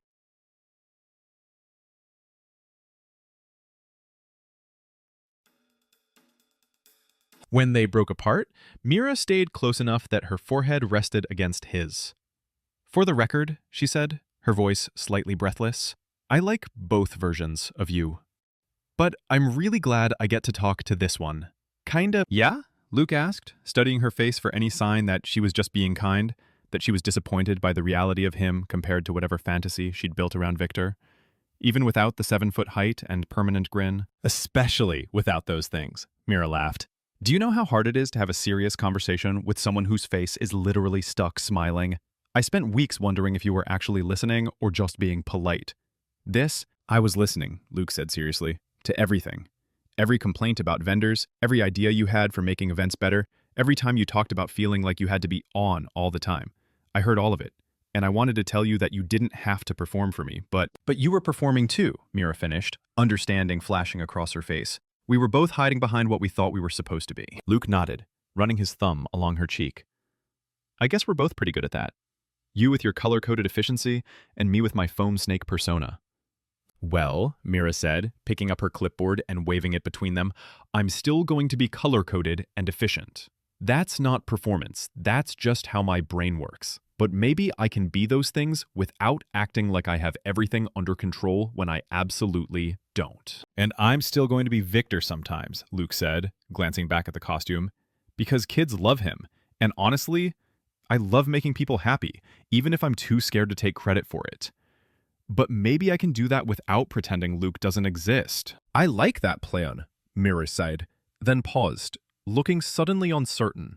Can I ask you something that might be weird? After everything we've been through, I think we're past worrying about weird questions. When you were Victor yesterday, during the interview with Grace's camera crew, you kept looking at me differently than usual. Like you were trying to tell me something without words. Was that because you'd already decided to reveal everything, or— That was because I'd been looking at you that way for weeks and finally didn't have to hide it, Luke interrupted, smiling at the memory of those last few minutes in costume, when he'd been able to let himself show how he felt without fear. I spent so much energy trying to keep Victor's body language neutral around you. Do you know how exhausting it is to stop yourself from reacting when someone you're falling for is standing 3 feet away? Putty. Mira's eyes went wide. Falling for? Muttilados. Luke felt heat rise in his cheeks. Apparently, even without the costume, he was still capable of saying too much too fast. No, don't take it back, Mira said quickly, her hand finding his wrist. I just needed to hear it out loud. Because I've been falling too, and I thought I was going crazy for being attracted to 2 different people who turned out to be the same person. But really, I was just falling for every version of you that you were brave enough to show me. Sleeshback. The relief that washed over Luke was so intense it left him slightly dizzy. Really? Really? The quiet guy who helped me carry equipment and shared churros and listened to me complain about everything? That was you being you. Victor being protective and supportive and somehow knowing exactly when I needed a friend? That was also you being you. I wasn't falling for 2 different people. I was falling for one person who cared enough to show up for me in every way he knew how. Luke kissed her again, softer this time, but no less certain. And when they separated, he found himself laughing. What's funny? Mira asked, smiling at his expression. I was so worried that you'd be disappointed when you found out Victor was just me. Turns out, you already knew me better than I thought. Just Luke is pretty amazing, Mira said, settling more comfortably against his side. Though I have to admit, I'm curious about what Victor's going to be like now that you don't have to hold back. Probably a lot more obvious about being completely gone for you, Luke admitted. I spent a lot of energy trying to keep Victor's interactions with you friendly and professional. Now that I don't have to worry about giving myself away, now Victor's going to be shameless about showing off for you. Fair warning. Mira grinned. I can live with that. But Luke? Yeah? Promise me something? Rolio? Anything. Promise me that the next time we're both feeling overwhelmed or confused or like we have to pretend to be something we're not, we'll just come find each other. No costumes, no performance, no trying to handle it alone. Just us, figuring it out together. Luke looked around the prep room, at the carefully organized costume pieces, at Mira's clipboard with its neat, color-coded notes, at the evidence of someone caring enough to clean up his sacred space and make it beautiful. This room had been his sanctuary for 3 years, the place he came to disappear into someone else. Now, it felt like the place where he'd finally learned how to be himself. I promise, he said, meaning it completely. Just us. Mira smiled and reached for her clipboard, pulling a pen from behind her ear with the efficient grace that had caught his attention months ago. Good. Now, since we're being honest about everything, I need to tell you that Grace has already scheduled 3 more Victor appearances this week, and she's convinced that yesterday's costume malfunction was actually a publicity stunt to build anticipation. Victor. Luke groaned and dropped his head back against the wall. How does her brain work that fast? Years of practice and an unhealthy amount of caffeine, Mira said cheerfully, making a note on her debrief sheet. But don't worry, I told her Victor needed to approve his own schedule from now on. Something about respecting the performer's artistic integrity. Artistic integrity? Join me. It was the only thing I could think of that would make her stop asking questions. Plus, you do have artistic integrity. I've watched you perform, remember? You're really good at this. The compliment settled warm in Luke's chest, different from the distant appreciation he'd grown used to receiving for Victor's antics. This felt personal, specific. Like she'd been paying attention to him, not just the character. Thank you, he said, quietly. For what? For seeing me. Both versions, for cleaning up my mess and making it feel like home instead of just a hiding place. He gestured around the room, taking in the subtle improvements she'd made while he was gone. For making me feel like I don't have to choose between being safe and being known. Mira looked up from her notes, her expression soft and serious. Luke, you never have to choose between those things. Not with me. Safe and known. That's what real love should feel like. The word hung in the air between them, bigger than anything they'd said so far. and Luke felt his heart stop for a moment before restarting at double speed. Real love? He asked, hardly daring to hope she meant it the way he wanted her to. I mean, Mira said, suddenly flustered, I know it's early and we're technically still figuring things out, but yesterday when you took off Victor's head and I saw your face, Luke, I felt like I was coming home to someone I'd been missing without knowing it. And if that's not love, it's definitely the beginning of it. Luke reached for her hand, threading their fingers together. It's love, he said simply. It's been love for weeks. I just didn't know if I was allowed to call it that. You're allowed, Mira said, squeezing his fingers. We're both allowed. No more hiding, remember? No more hiding, Luke agreed, then paused as a thought occurred to him.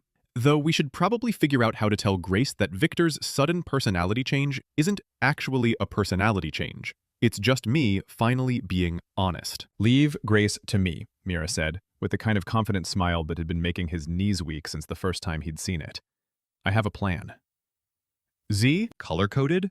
V? Obviously. Luke laughed and kissed her forehead, still marveling at how easy this felt now that all their cards were on the table. I love you, he said, trying out the words in his own voice, without a costume to hide behind. I love you too, Mira replied immediately, like she'd been waiting for permission to say it.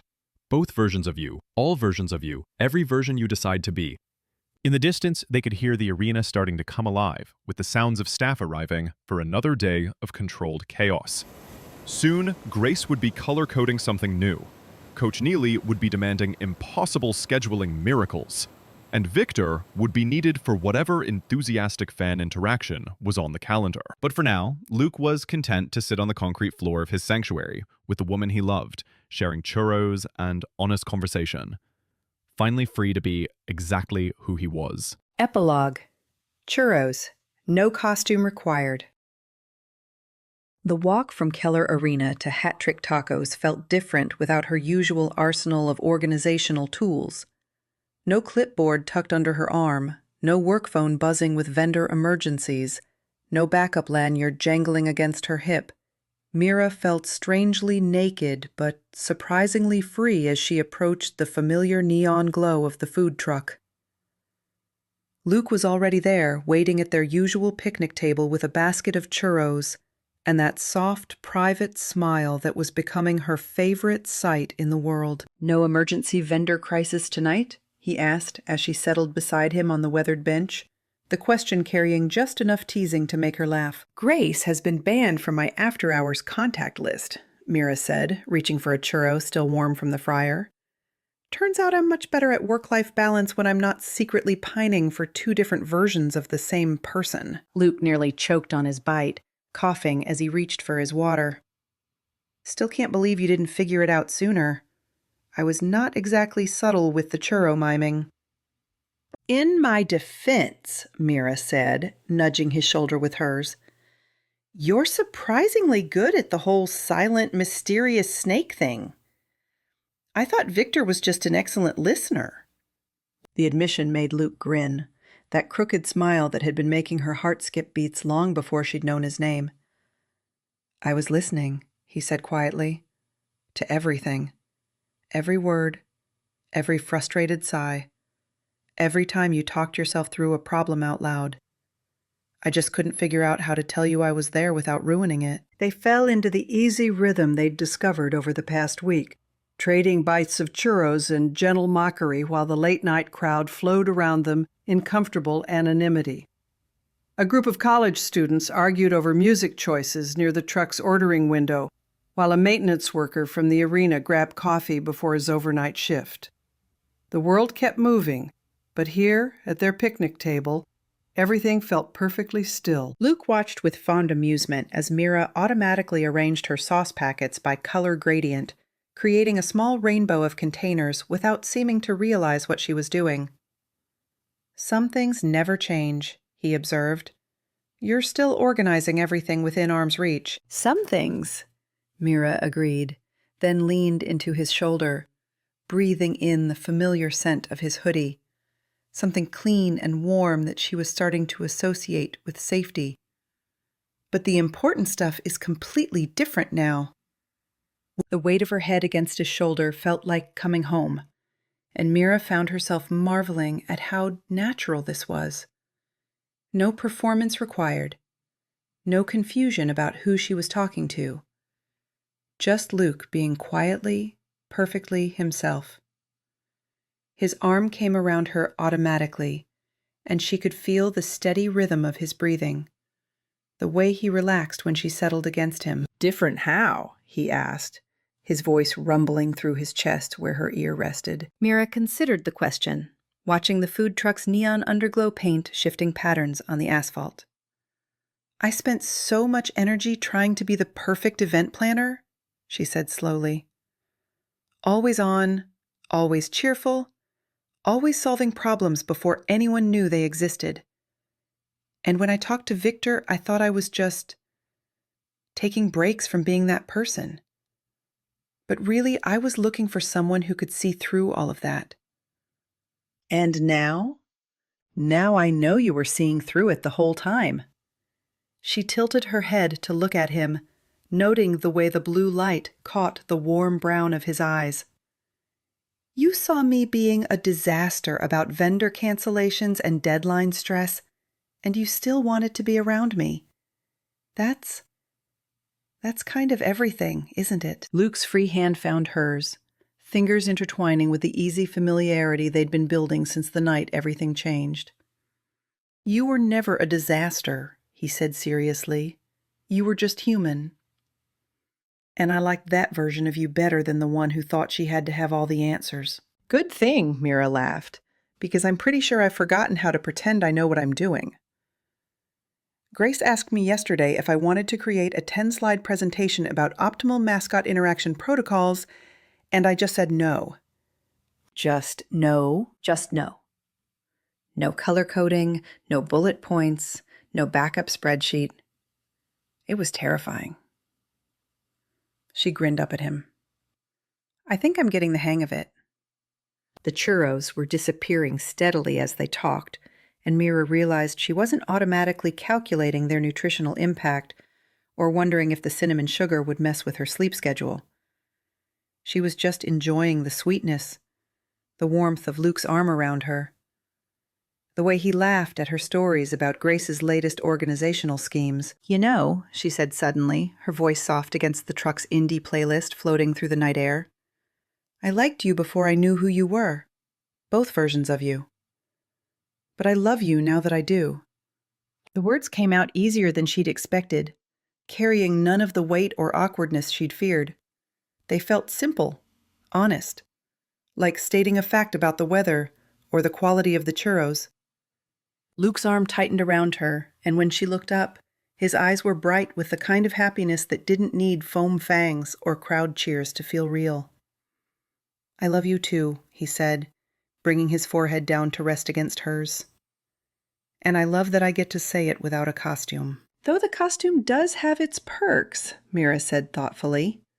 "Victor never has to make small talk at staff meetings." "True," Luke agreed. "But Luke gets to hold your hand." Fair trade. They finished the churros as the night settled deeper around them, the food truck's crowd thinning to just a few dedicated late-nighters. Mira found herself reluctant to move from their perfect bubble of contentment, but Luke eventually stood and offered her his hand. "Walk you home?"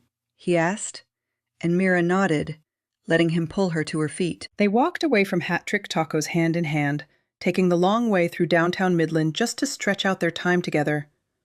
As they passed the truck one last time, Mira noticed the tip jar decorated with Victor the Viper stickers and smiled at how no one gave them a second glance, just a couple sharing churros and quiet laughter, with no secrets left between them. "So what happens now?" she asked as they turned onto the tree-lined street that led to her apartment complex. "Now?" Luke considered the question, swinging their joined hands gently as they walked. "Now I keep being Victor when the team needs him, and I keep being Luke when you need me. And hopefully those two things stop feeling like they're pulling in opposite directions."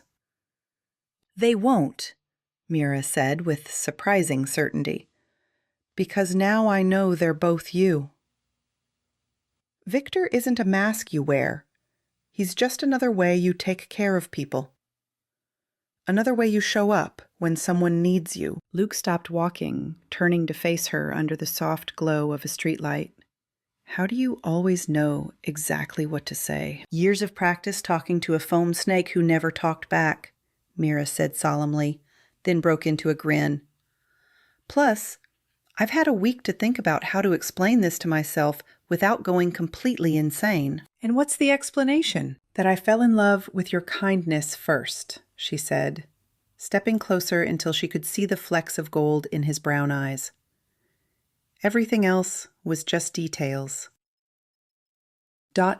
Luke cupped her face in his free hand, thumb brushing across her cheekbone. Kindness, huh? Kindness, Mira confirmed. The way you always made sure I didn't trip over equipment cords. The way you listened to me ramble about vendor disasters. The way you shared your churros with a stranger who looked like she needed them. That's who you are, Luke, with or without the fangs. I love you, he said quietly, the words carrying all the weight of months spent hiding, and weeks spent figuring out how to be honest. I love you too, Mira replied, rising on her toes to meet his kiss. When they broke apart, she was smiling that unguarded, genuinely happy expression that had made him fall for her in the first place. Come on, she said, tugging his hand toward her building. I want to show you something. First, what? My apartment. Specifically, my refrigerator, where I've been keeping a very sad collection of takeout menus because I never learned how to cook for one person. Luke laughed, following her up the front steps. Are you asking me to help you figure out how to cook for two? I'm asking you to help me figure out a lot of things, Mira said, fishing her keys from her pocket. Starting with whether you prefer your coffee strong enough to dissolve spoons, or if that's just a Grace thing. Definitely just a Grace thing, Luke assured her as she unlocked her door. I like my coffee the way I like my Mascot performances. Consistent, but not overwhelming. Good to know, Mira said, pushing the door open and stepping inside, because I have a feeling we're going to be spending a lot of late nights together, and I want to make sure I'm caffeinating you properly. As Luke followed her into her apartment, warm and organized but lived in, with throw pillows arranged just imperfectly enough to feel welcoming, he realized this was what he'd been afraid of losing when he'd hidden behind Victor for so long. Not just the performance or the job, but the possibility of someone seeing him completely and choosing to stay. Hey, Luke, Mira called from the kitchen, where she was already investigating her coffee situation. Yeah? Well, the paper feed. Next time we go to Hat Trick Tacos, you're picking the sauce packets. My color coding system is definitely overkill for churro dipping. Luke grinned, settling onto her couch and watching her move around the space with the same efficient grace that had caught his attention months ago. Some things, he thought, really never changed. And some things, the important things, became exactly what they were supposed to be when you stopped being afraid of letting them. Deal, he called back, but I'm keeping the churro tradition. That's non-negotiable. Wouldn't dream of changing it, Mira said, returning with 2 mugs of coffee that smelled perfectly normal. Strong, but not industrial. She settled beside him on the couch, close enough that their knees touched, and handed him his mug. After all, we have a reputation to maintain. I'm pretty sure the Hat Trick Taco staff think we're their most dedicated customers. We probably are, Luke said, taking a sip of coffee and savoring both the warmth and the fact that he was drinking it as himself, in Mira's living room, with no secrets between them. Good coffee, by the way. Thanks. I figured if I was going to convince you to spend time here without a costume, I should probably up my beverage game.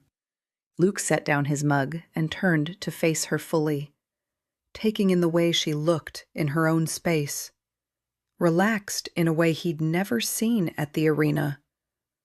Softer around the edges without her professional armor of clipboards and team-branded efficiency. Mira, he said quietly. Yeah? Thank you for seeing me. All of me. Even when I wasn't sure I wanted to be seen.